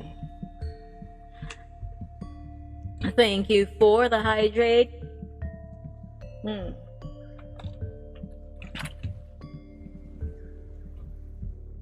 Religion and rebellion. A new development worth noting was the attitude of the rebels towards religion. Rebellion did not result in a resurgence of nativism as in earlier revolts or among more backward peoples. Because, like, remember, the earlier revolts were like, oh, we have to revolt because we must worship the Diwata again, because someone was saying that they were talking to this Diwata and they were promising this and this and they would help them. And then after that didn't work out. Someone was like, oh, I talked to a demon and I will now be the new God. Someone is Christ, someone else is Holy Spirit, and this is the new Virgin Mary. So that was not working out. Observance of Catholic rites, however, did not prevent them from appropriating or destroying church property. As for the priests, some were killed, others were jailed or sent away. Interestingly enough, one priest had his life spared when he was ransomed by a village chieftainess. A taste for titles. Besides the rebellion that Gumapos unsuccessfully sought to incite in the Ilocos provinces, a short-lived revolt led by an Ilocano, Pedro Almazan, also occurred at this time. Like Maniago and Malong, Almazan was a member of the Principalia. He was a very rich chief of San Nicolas to whom Malong had addressed one of his letters urging revolt. Like Malong, one of the first acts of the wealthy Almazan was to have himself crowned king of Ilocos, because again, this is not about like freeing the people. It's like it's about removing these colonizers and taking the power for themselves. The ceremony took place at the wedding of his son to the daughter of another chief. The young couple were named Princess. Almazan wore the crown of the Queen of Angels, which was taken from a church the rebel had sacked. The Pampanga, Pangasinan, and Ilocos uprisings of the 1660s were typical examples of revolts led by principales, or, the upper classes of the Filipinos back then. Because these principales shared, though to a lesser extent, the grievances of the people, it was possible for them to make common cause with the masses. But since the native elite had acquired through their association with Spanish officials a taste for wealth, power, and high titles, revolt meant for them much more than mere eradication of oppression. They saw in mass unrest a vehicle for the satisfaction of their own ambitions. These revolts were early manifestations of the desire of the native elite to supplant the Spanish rulers whom they were beginning to regard as impediments to their own growth. So basically, if you watched, Hunger Games, they revolted, right? But their leaders, they were not, oh no, we are not removing the old system. We're just going to replace who is ruling in the system. So basically, they got rid of the people from the main city, and now there's a woman, what's her name? Coin. And they didn't even change the Hunger Games. They just replaced who's going to participate in it. It's the same thing here. They did not want to just remove oppression. They wanted to become the oppressors. The most successful of the revolts of the period was certainly that of the Boholanos, led by Francisco Dagohoy. Ring a bell? Dagohoy? It was a concrete manifestation of the drive for freedom and a monument to the people's struggle. The immediate cause was a personal grievance which Dagohoy had against Father Morales, a Jesuit priest who had ordered a native constable to arrest Dagohoy's brother. Now, are you familiar with the story? So, according to the friar, the Indio, the brother of Francisco, was a renegade who had abandoned Christian religion. And what happens if you abandon Christian religion? You're not going to be allowed a Christian burial. And by then, most of the people strongly believed in Christianity and Catholicism. So a Christian burial was important to them. It was important to Dagohoy. He wanted that for his brother. So let's continue reading. Dagohoy's brother resisted arrest and killed the constable before he himself died. So now Dagohoy's brother dead. The friar then refused to give him a Christian burial on the ground that he had died on grounds that he had died in a duel, which was forbidden by the church. So what happened? Dagohoy swore to avenge his brother. 3,000 Boholanos joined him in revolt.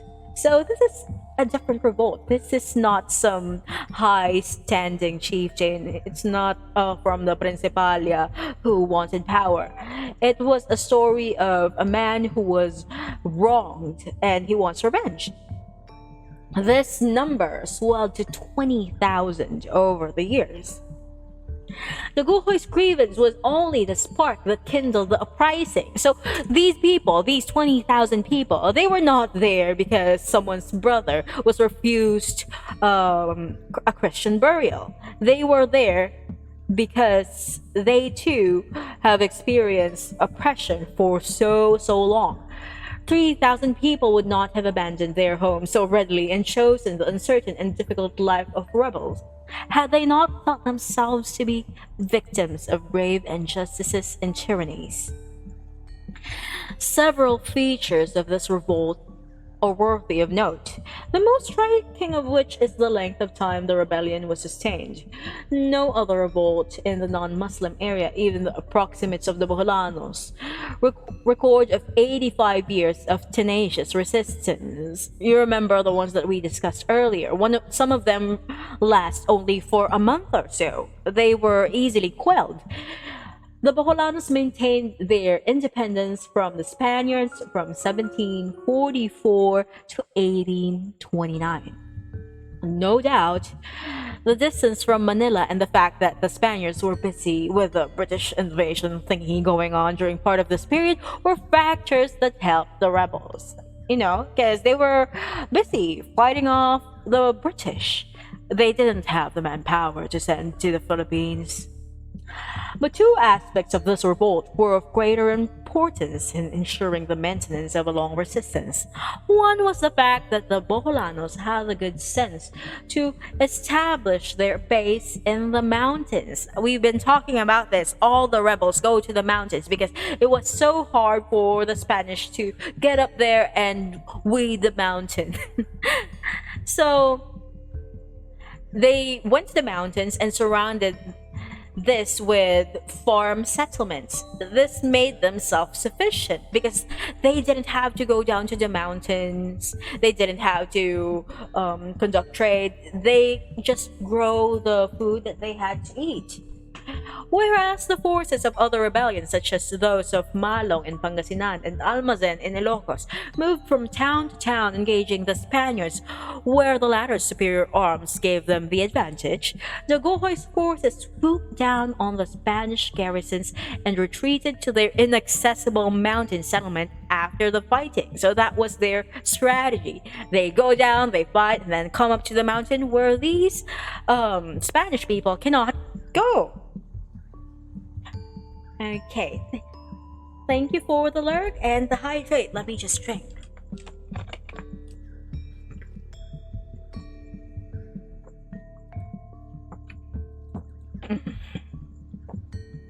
Let's continue.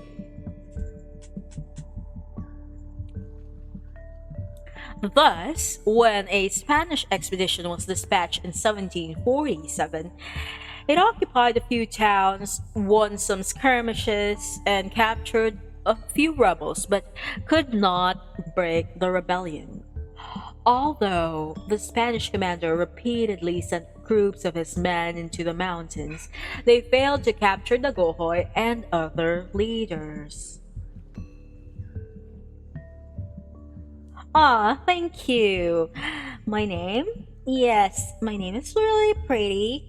Beanie, short for Bini Bini. Oh, so that's where it's going to. Oh well. One day we will get to that. But for now, we are going to continue reading. So, mountain communities. We're going to talk about the mountains, where all the rebels go, even to, today. Even in today's society, when people say this or this person, this or that student went to the mountains, namundok, they usually mean this person became a rebel because it's kind of difficult to look for people up in the mountains. So it was also true back then. Okay, the other factor which was responsible for the high morale of the rebels was the cohesiveness of their mountain communities. The establishment of mountain settlements proved beneficial in more than a tactical sense. When people leave different communities to move to a virgin area, meaning untouched, that has to be cleared for cultivation. So they have to clear it so that they can plant crops. Well, there occurs a dissolution of old property relations.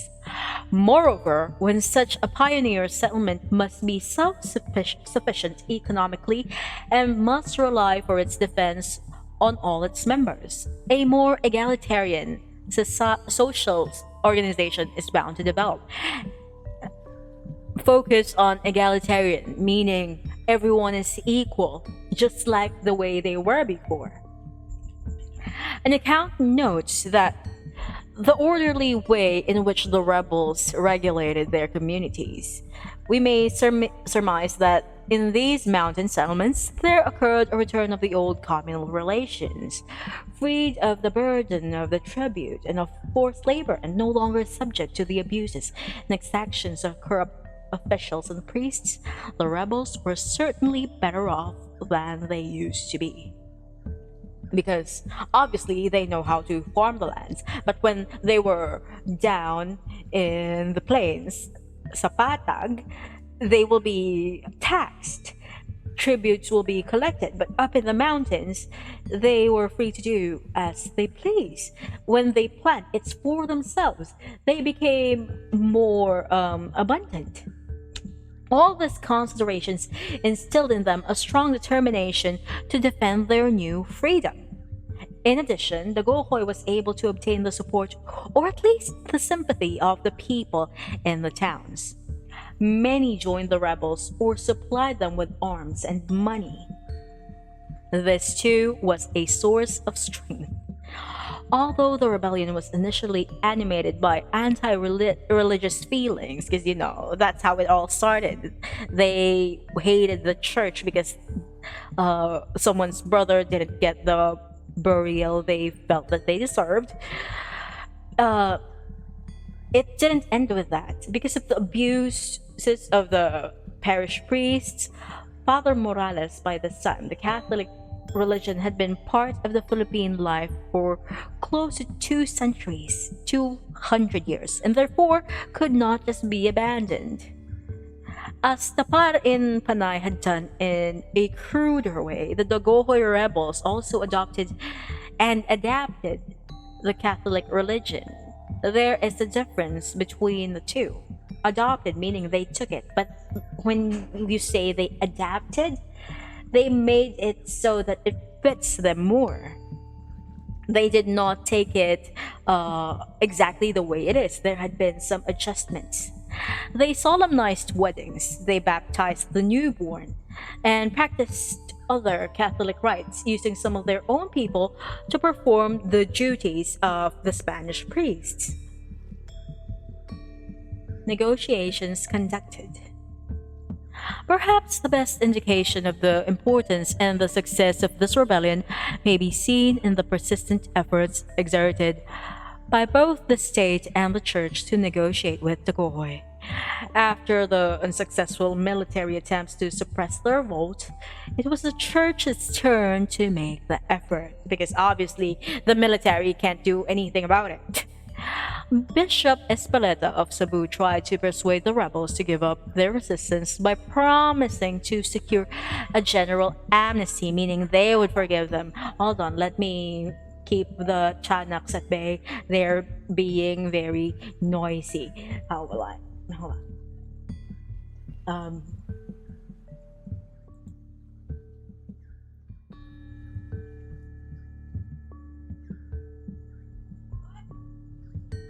Okay, let's continue. I just screamed at the Chanaks to basically shut the fuck up. Let's continue. So now we come back to Bishop Espeleta. So he was giving the rebels a promise of general amnesty, all of your sins forgiven, to find remedies for the abuses of government officials, and to assign secular priests instead of Jesuits to the Bohol parishes. And then the rebels refused. They were like, nope, no thanks. After the Jesuits were expelled from the country in 1768, the Recollect missionaries took over the parishes of Bohol. They too tried to persuade the Gohoy to abandon his rebellion. One Recollect priest went into the mountains to speak with the Gohoy and to ask him to swear allegiance to Spain once more. Although the Recollects claimed that the Gohoy consented, they were like, no, they consented, they agreed, and even promised to build a church. The fact is that no church was built and the rebellion continued. Hold on.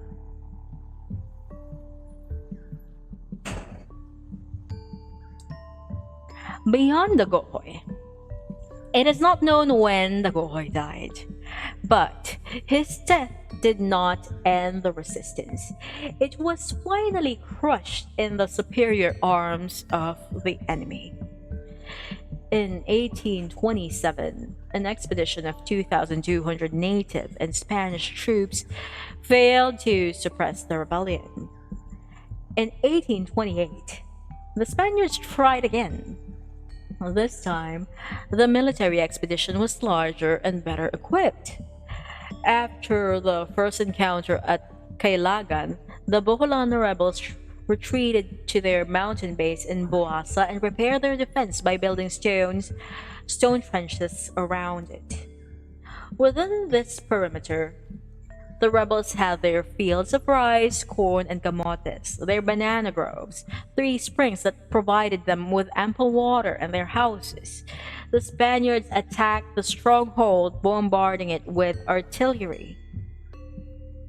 The rebels put up a stiff resistance, but after suffering many casualties, the survivors were forced to abandon the fort. Some fought their way out of the encirclement and managed to escape. When the Spaniards left the area, the Boholanos regrouped and returned to Boasa, but the Spaniards soon mounted a second attack.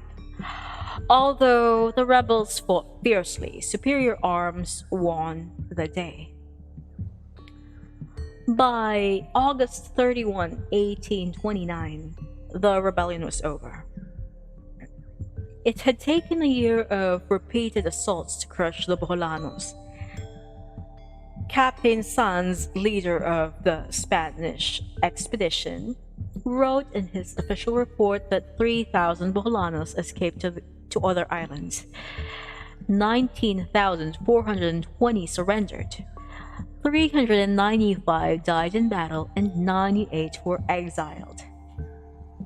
He also reported the capture of a large number of enemy arms, such as battle axes, lances, bolos, campilans, muskets, and even artillery pieces. The great number of surrenderies attest to the mass support that the Gohe revolt counted on. An account of the rebellion written by Governor General Ricafort contains the following revealing details.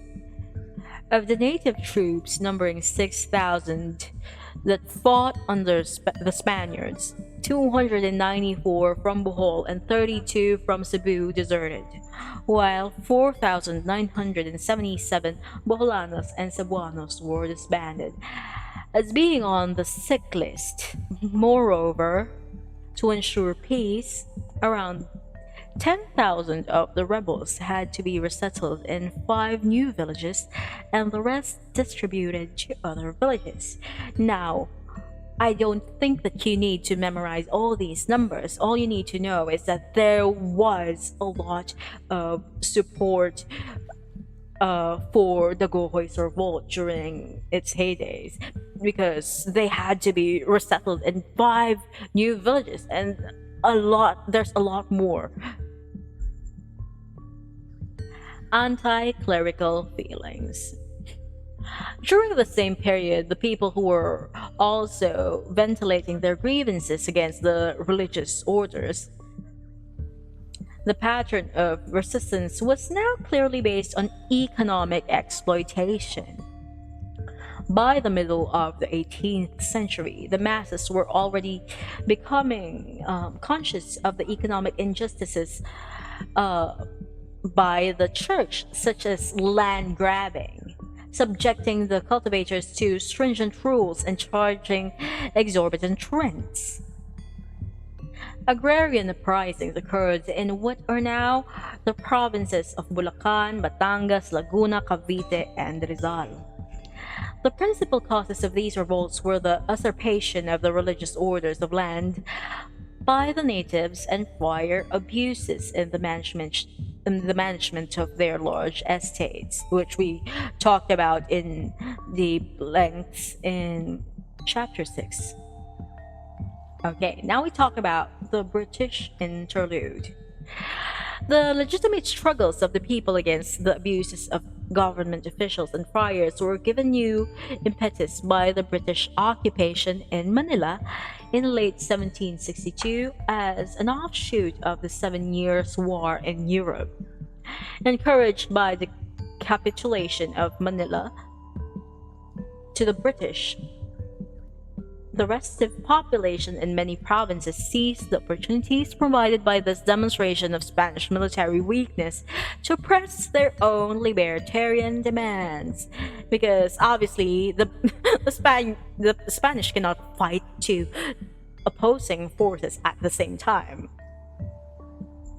Uprisings occurred in Laguna, Batangas, Tayabas, Cavite, Camarines, Samar, Panay Islands, Cebu, Zamboanga, Cagayan, Pangasinan, and Ilocos. Everywhere, Spanish officials and friars were expelled or killed. Of these uprisings, the major ones were those in Pangasinan and Ilocos. The Pangasinan revolt of the 18th century occurred simultaneously with the Ilocos revolt, and for similar reasons, Spain's loss of prestige due to the British occupation of Manila, excessive tributes and abuses of the alcalde mayor and other officials. So it wasn't just one thing, you know. The Pangasinan Revolt, which broke out in 1762, began in the town of Binalatongan, now Binalonan.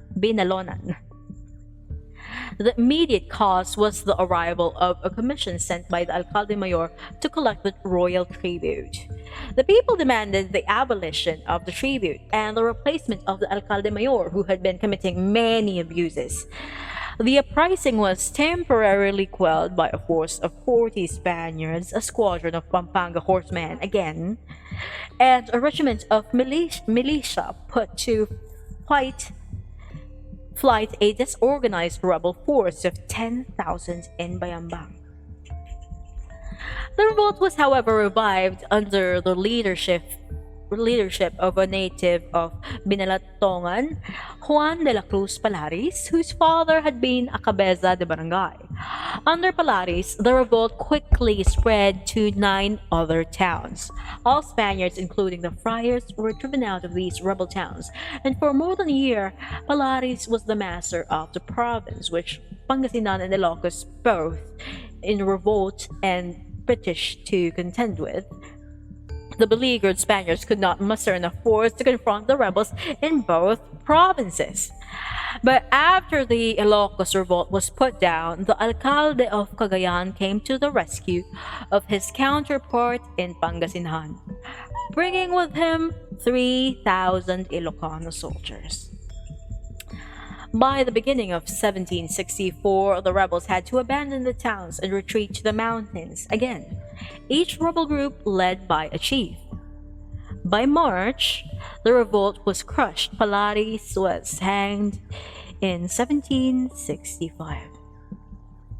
Father Joaquin Martinez de Zuniga notes in his account of this uprising that many of the rebels died of hunger in the mountains, while others fled to other provinces. And in here you would see how the Gohoy revolt was special. It was different because no one was dying out of hunger. They had their whatever they need there. They made farms. They farmed crops.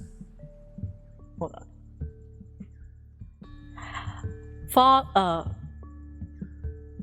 Hold on. In the first census made after the rebellion, the population was found to have decreased by 26,927, which was almost half of the previous number. Hello, Detective Pikachu! No! Pickaxe? You make me want to play Minecraft again.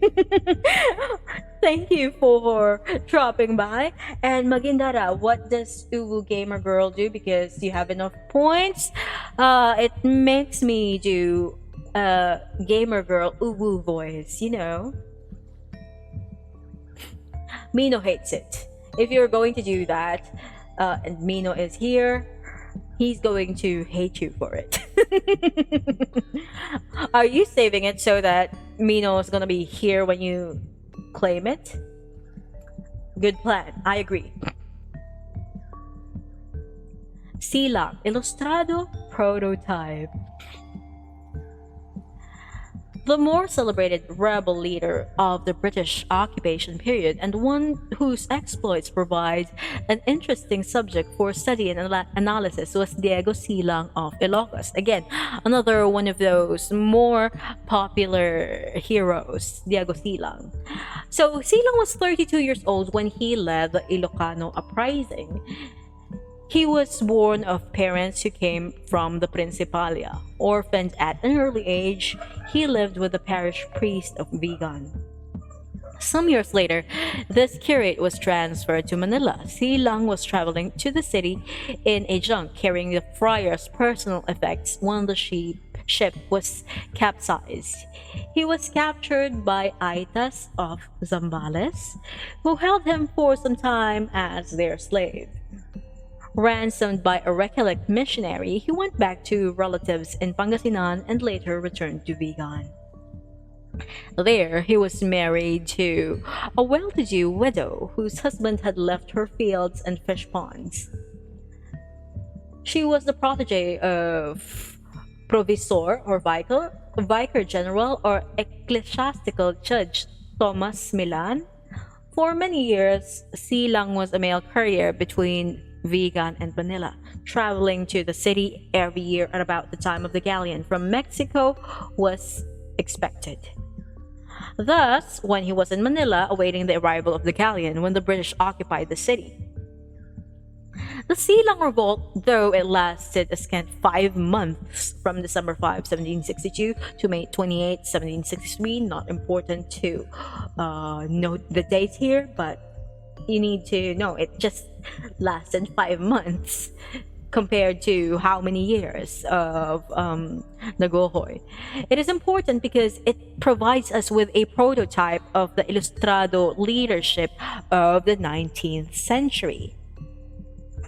Vigan was the center of an economically developing and prosperous region, and Silang, with his Principalia origin, so basically he was kind of rich and a Spanish upbringing, the property holdings of his rich wife, and his greater sophistication as a result of his many trips to Manila, had just the right background to emerge as the typical leader of that time and place. It was with a view to gaining insights into this evolving type of leadership that the short-lived Silang Revolt is worth studying in some detail.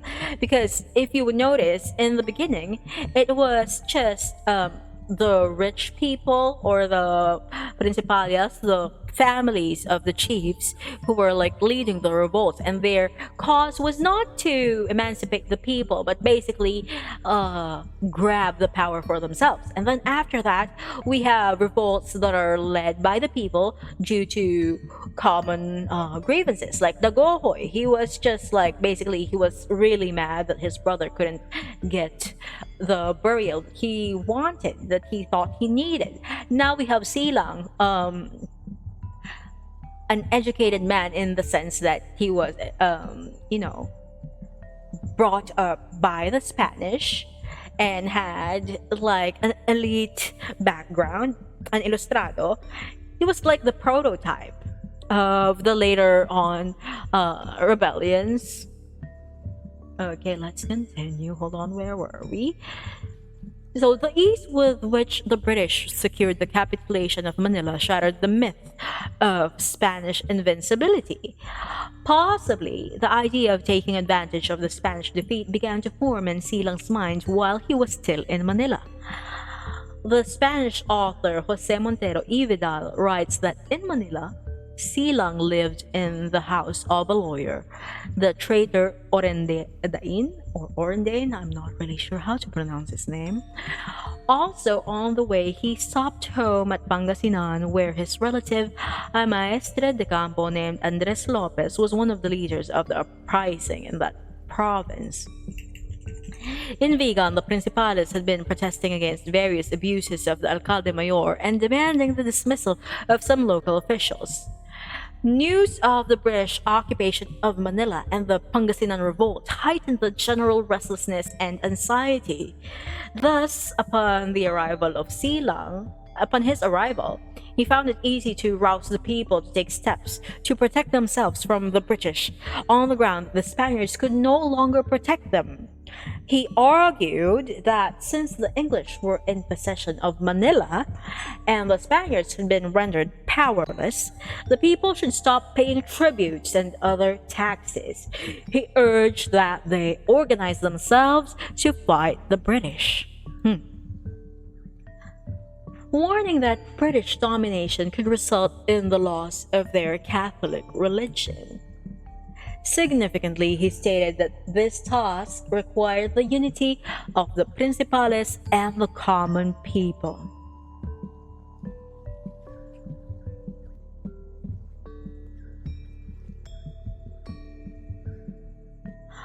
Oh, how many major uprisings? There were a lot, and we have discussed. Hold on, let me just remember. I think we have discussed the one where they, okay, what's his name? I forgot his name, but there's one that was caused by this guy who said that there was a diwata who talked to him. Another one was like a demon talked to me and telling me to basically kick out these colonizers. And we talked about the Maniago revolt, we talked about Malong, we talked about who else? We talked about the Gohoy. I think we are now on the 7th major rebellion. It's not that they are major in such a way that they are big, but they're major because they present a different type of rebellion. It shows the evolving nature of dissent. Okay, where were we? So, common basis of action. Yes, we talked about the Gohoy, that guy who caused a long rebellion, very successful compared to the others, because his brother died in a duel and was not allowed to be buried in a Catholic way. Yes, we are now at the time where the British invaded Manila, and we have Silang, who is like convincing the people that this is a time to band together because the British easily defeated the Spanish, who they originally thought to be unbeatable. So now they have to protect themselves. The principales and the common people had some common basis for action against Spanish rule. The people continued to find the tribute burdensome, particularly the common, which consisted of 1 real fuerte per tribute payer per year.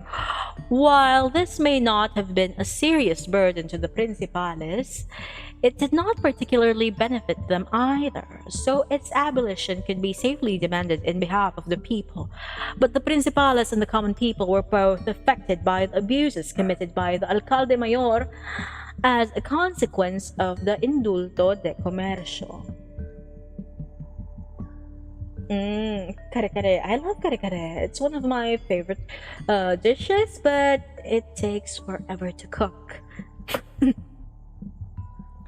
The indulto de comercio was a privilege sold by the central government to most alcalde mayores, which allowed them to engage in commerce in their respective jurisdictions. Aspirants were expected to pay from 1/6 to half of their annual salary for this privilege. Imagine that, 1/6 or up to 50% of their annual salary. Because of the enormous profits that could be obtained from the indulto de comercio, alcaldes were much sought after. Some aspirants were even willing to relinquish their entire salary to secure appointment. The practice was reminiscent of the old capitulaciones of the conquistadores and produced similar abuses.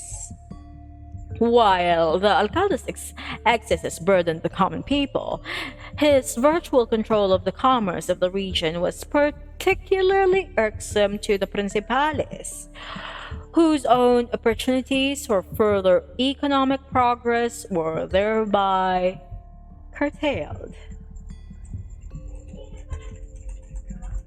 Defender of king and church.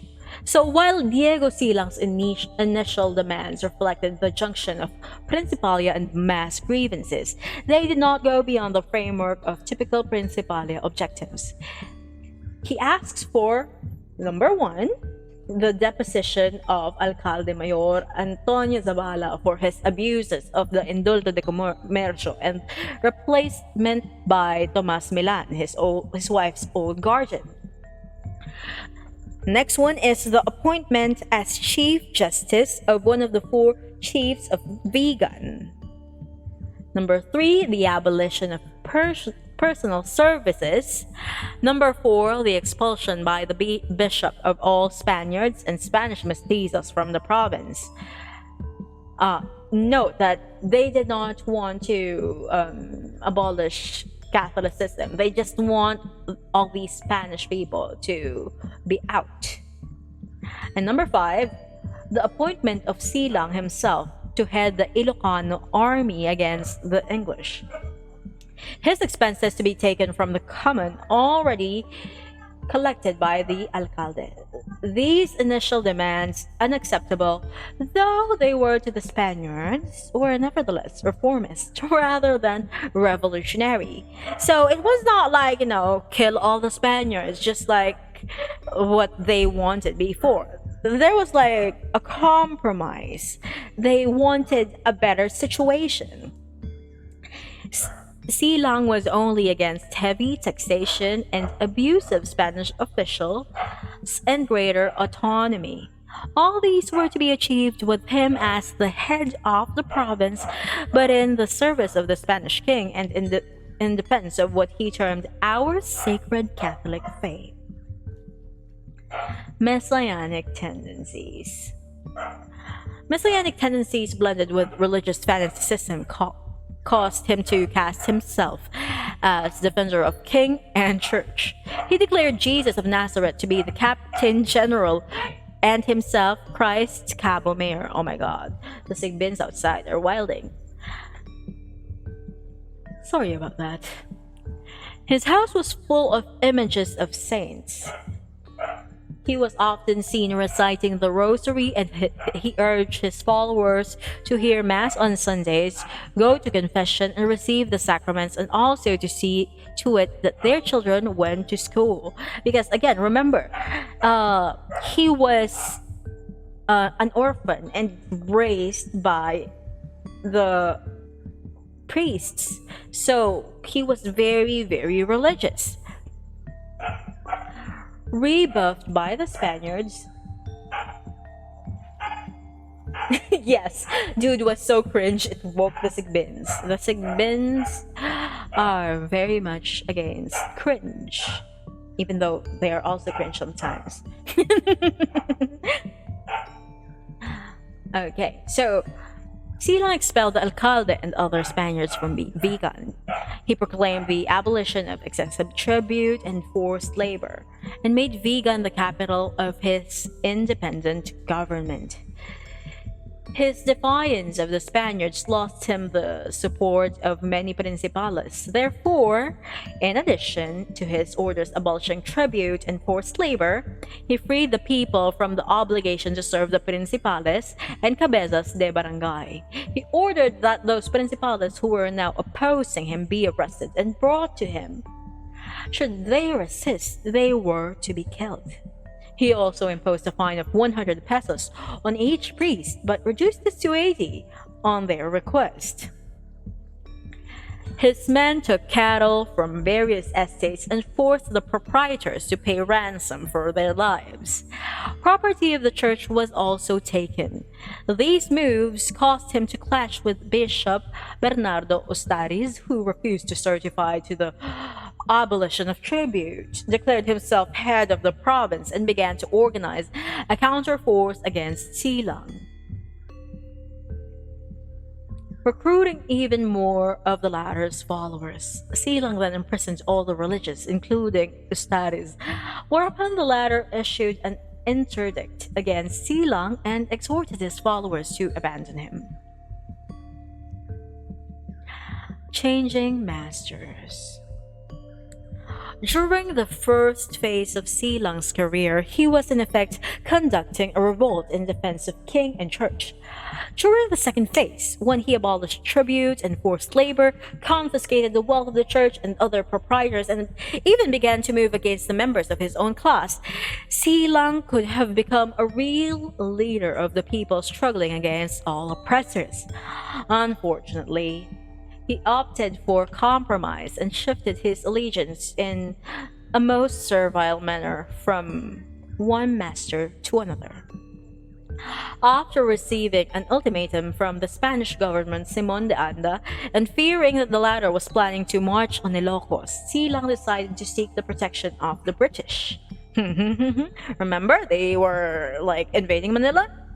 He sent to Manila 2 junks of plundered goods as a present to the English with a letter to the British commander in which he acknowledged the sovereignty of King George III.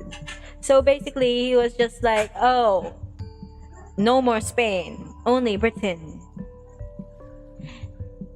Elite servility.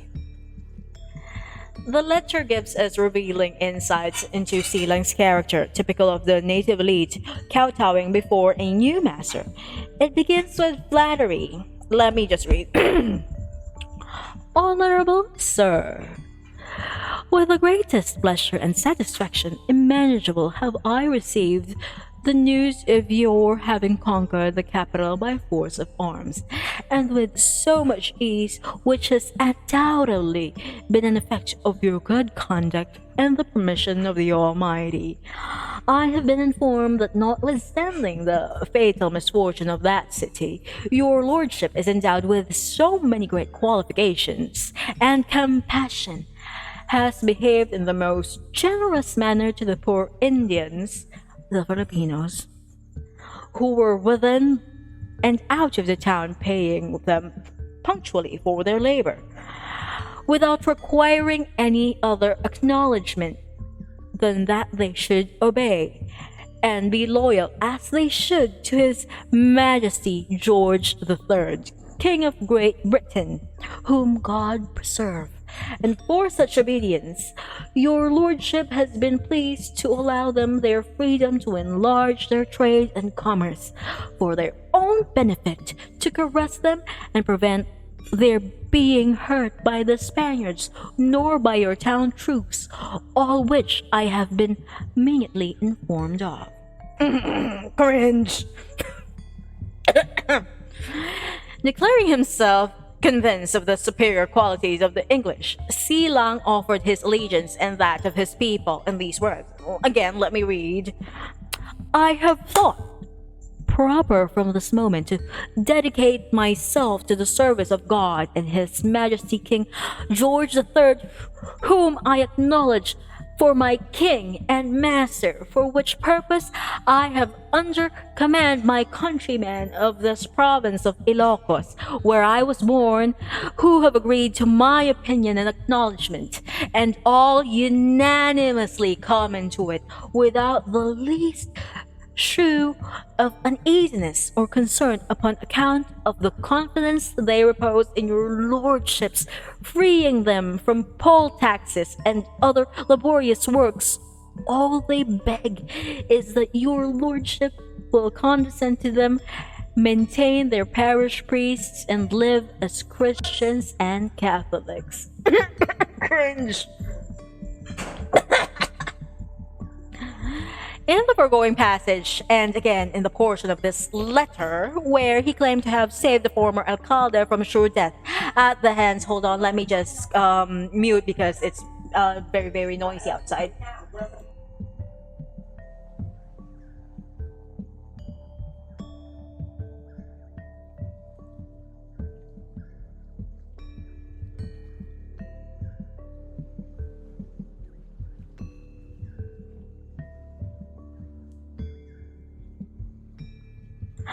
Okay, I'm back. Again. Ceylon tried to impress the British with his power over his people. According to him, the Ilocanos had chosen him as their captain general and would obey no one else. Knowing that the Augustinian friars were actively resisting the British and therefore must be regarded by the latter as their enemies, he tried to ingratiate himself further with this offer. Let me read again. If your lordship pleases, I will seize them and secure them here, and have them ready whenever your lordship pleases to demand them. He also carefully enumerated the gifts he sent. As a proof of my fidelity, submission, and sincere affection, though unworthy, I take the liberty to send your lordship the following present: 12 loaves of sugar. I didn't know sugar was sent in loaves. I thought it was only bread, but yeah, whatever. 12 baskets of calamay, 200 cakes or balls of chocolate.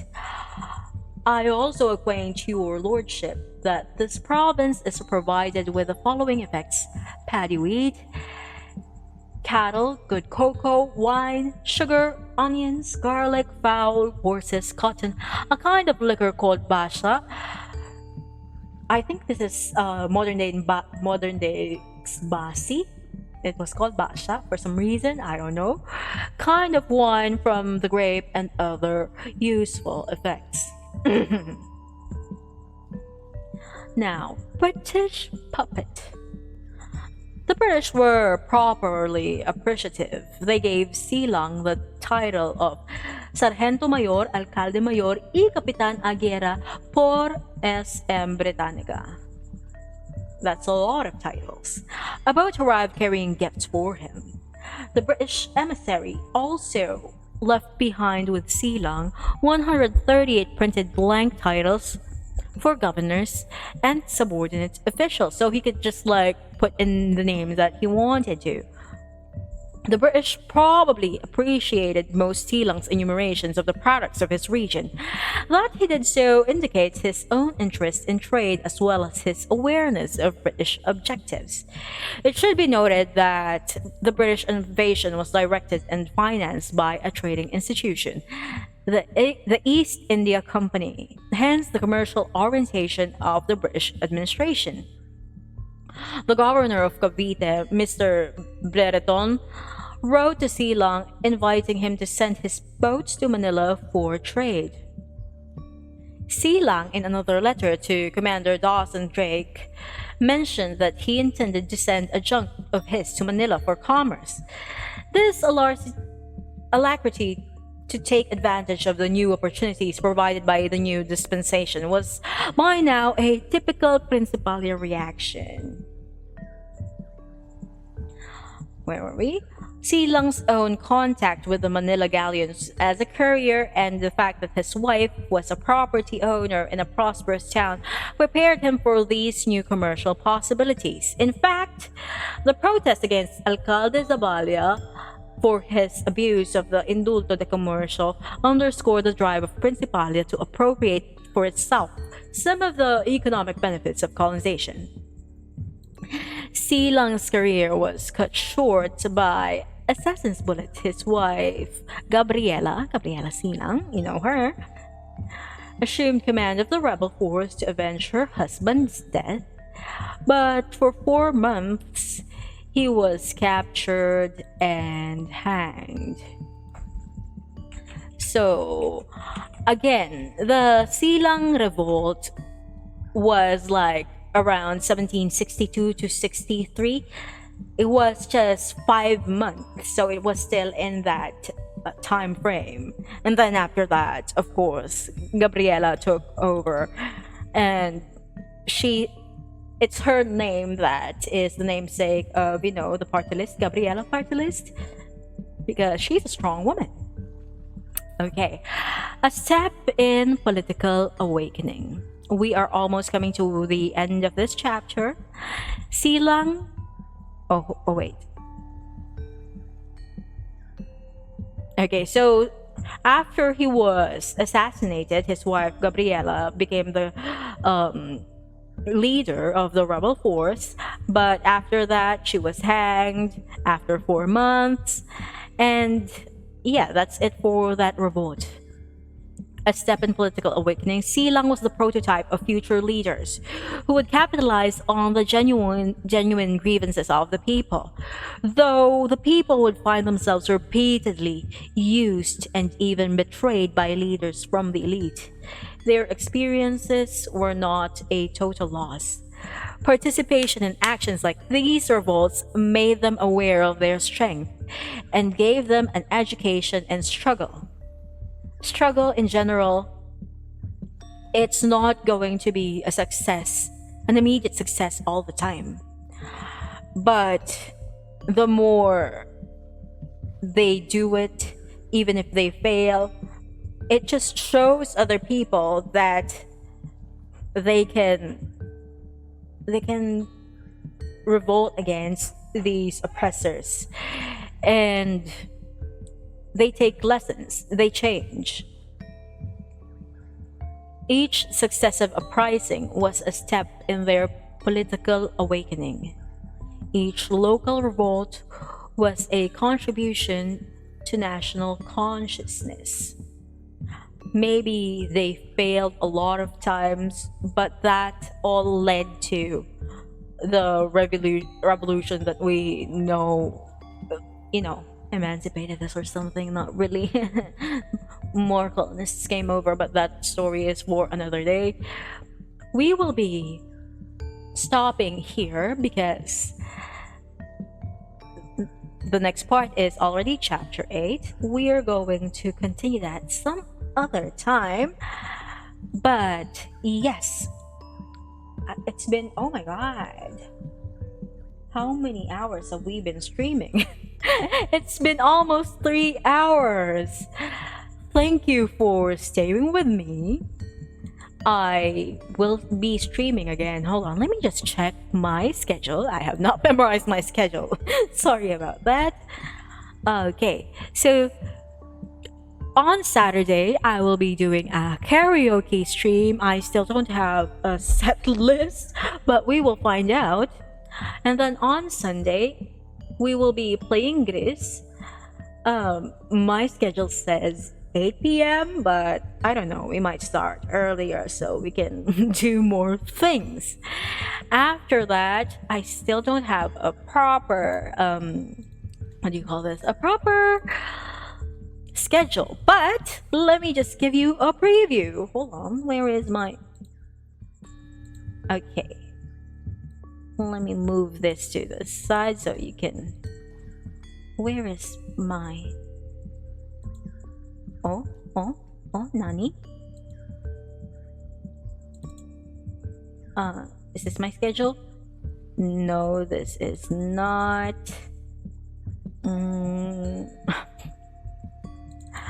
Let me look for the schedule. Hold on. This one. Okay, let me just show this to you. I'm planning to hold a reading stream, like an actual storytelling stream. A few months ago, I bought this bundle of books from Adarna House, the publishing company for children's books.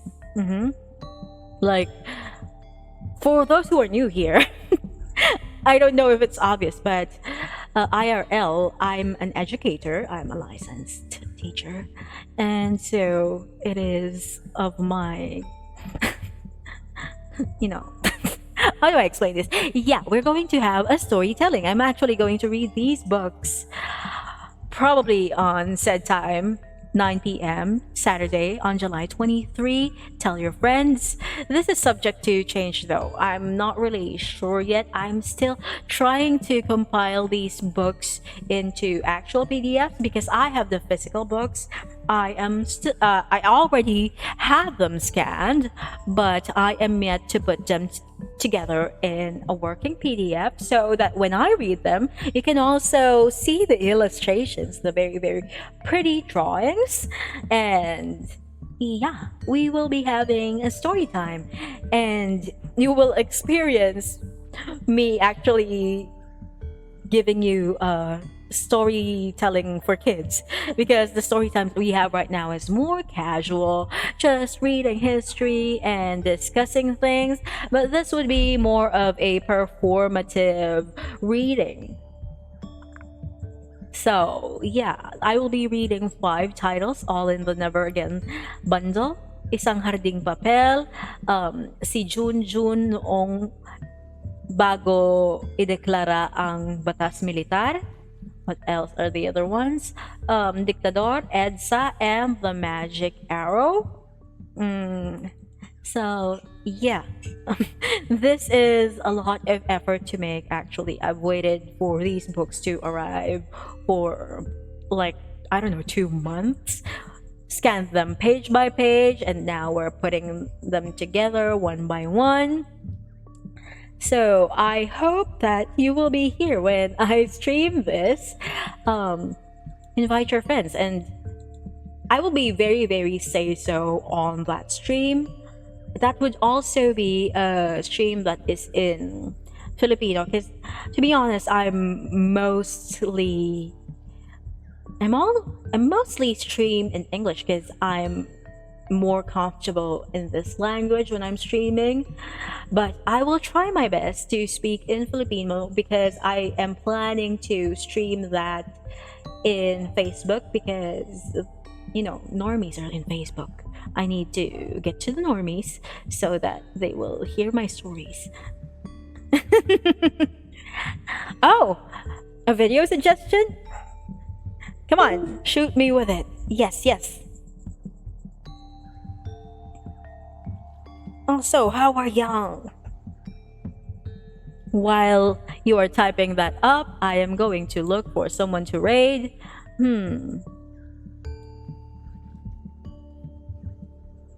Oh, Ling is having an art stream. I'll send you over to her right after this. But yeah, what is this? Let me click that link.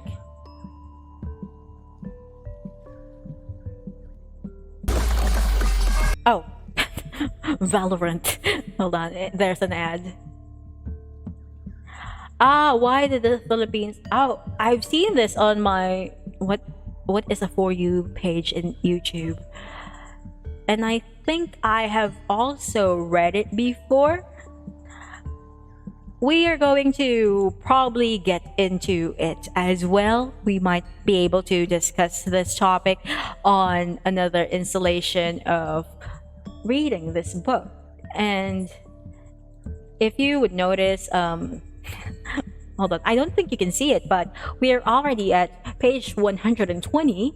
There are 471 pages of this book. I hope that we get to finish it soon, because I want to read to you the second part, the continuing past. It's also written by the same writer. What's his name? Renato Constantino. We're going to talk about the World Wars, and after, it's going to, hold on, let me check up to what.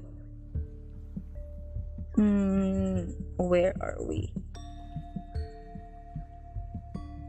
We're going to talk about a lot of things in that second book. We're even going to talk about the CIA and stuff like that. It's going to be a lot of fun. So, yeah. Oh, yes, this is the other book.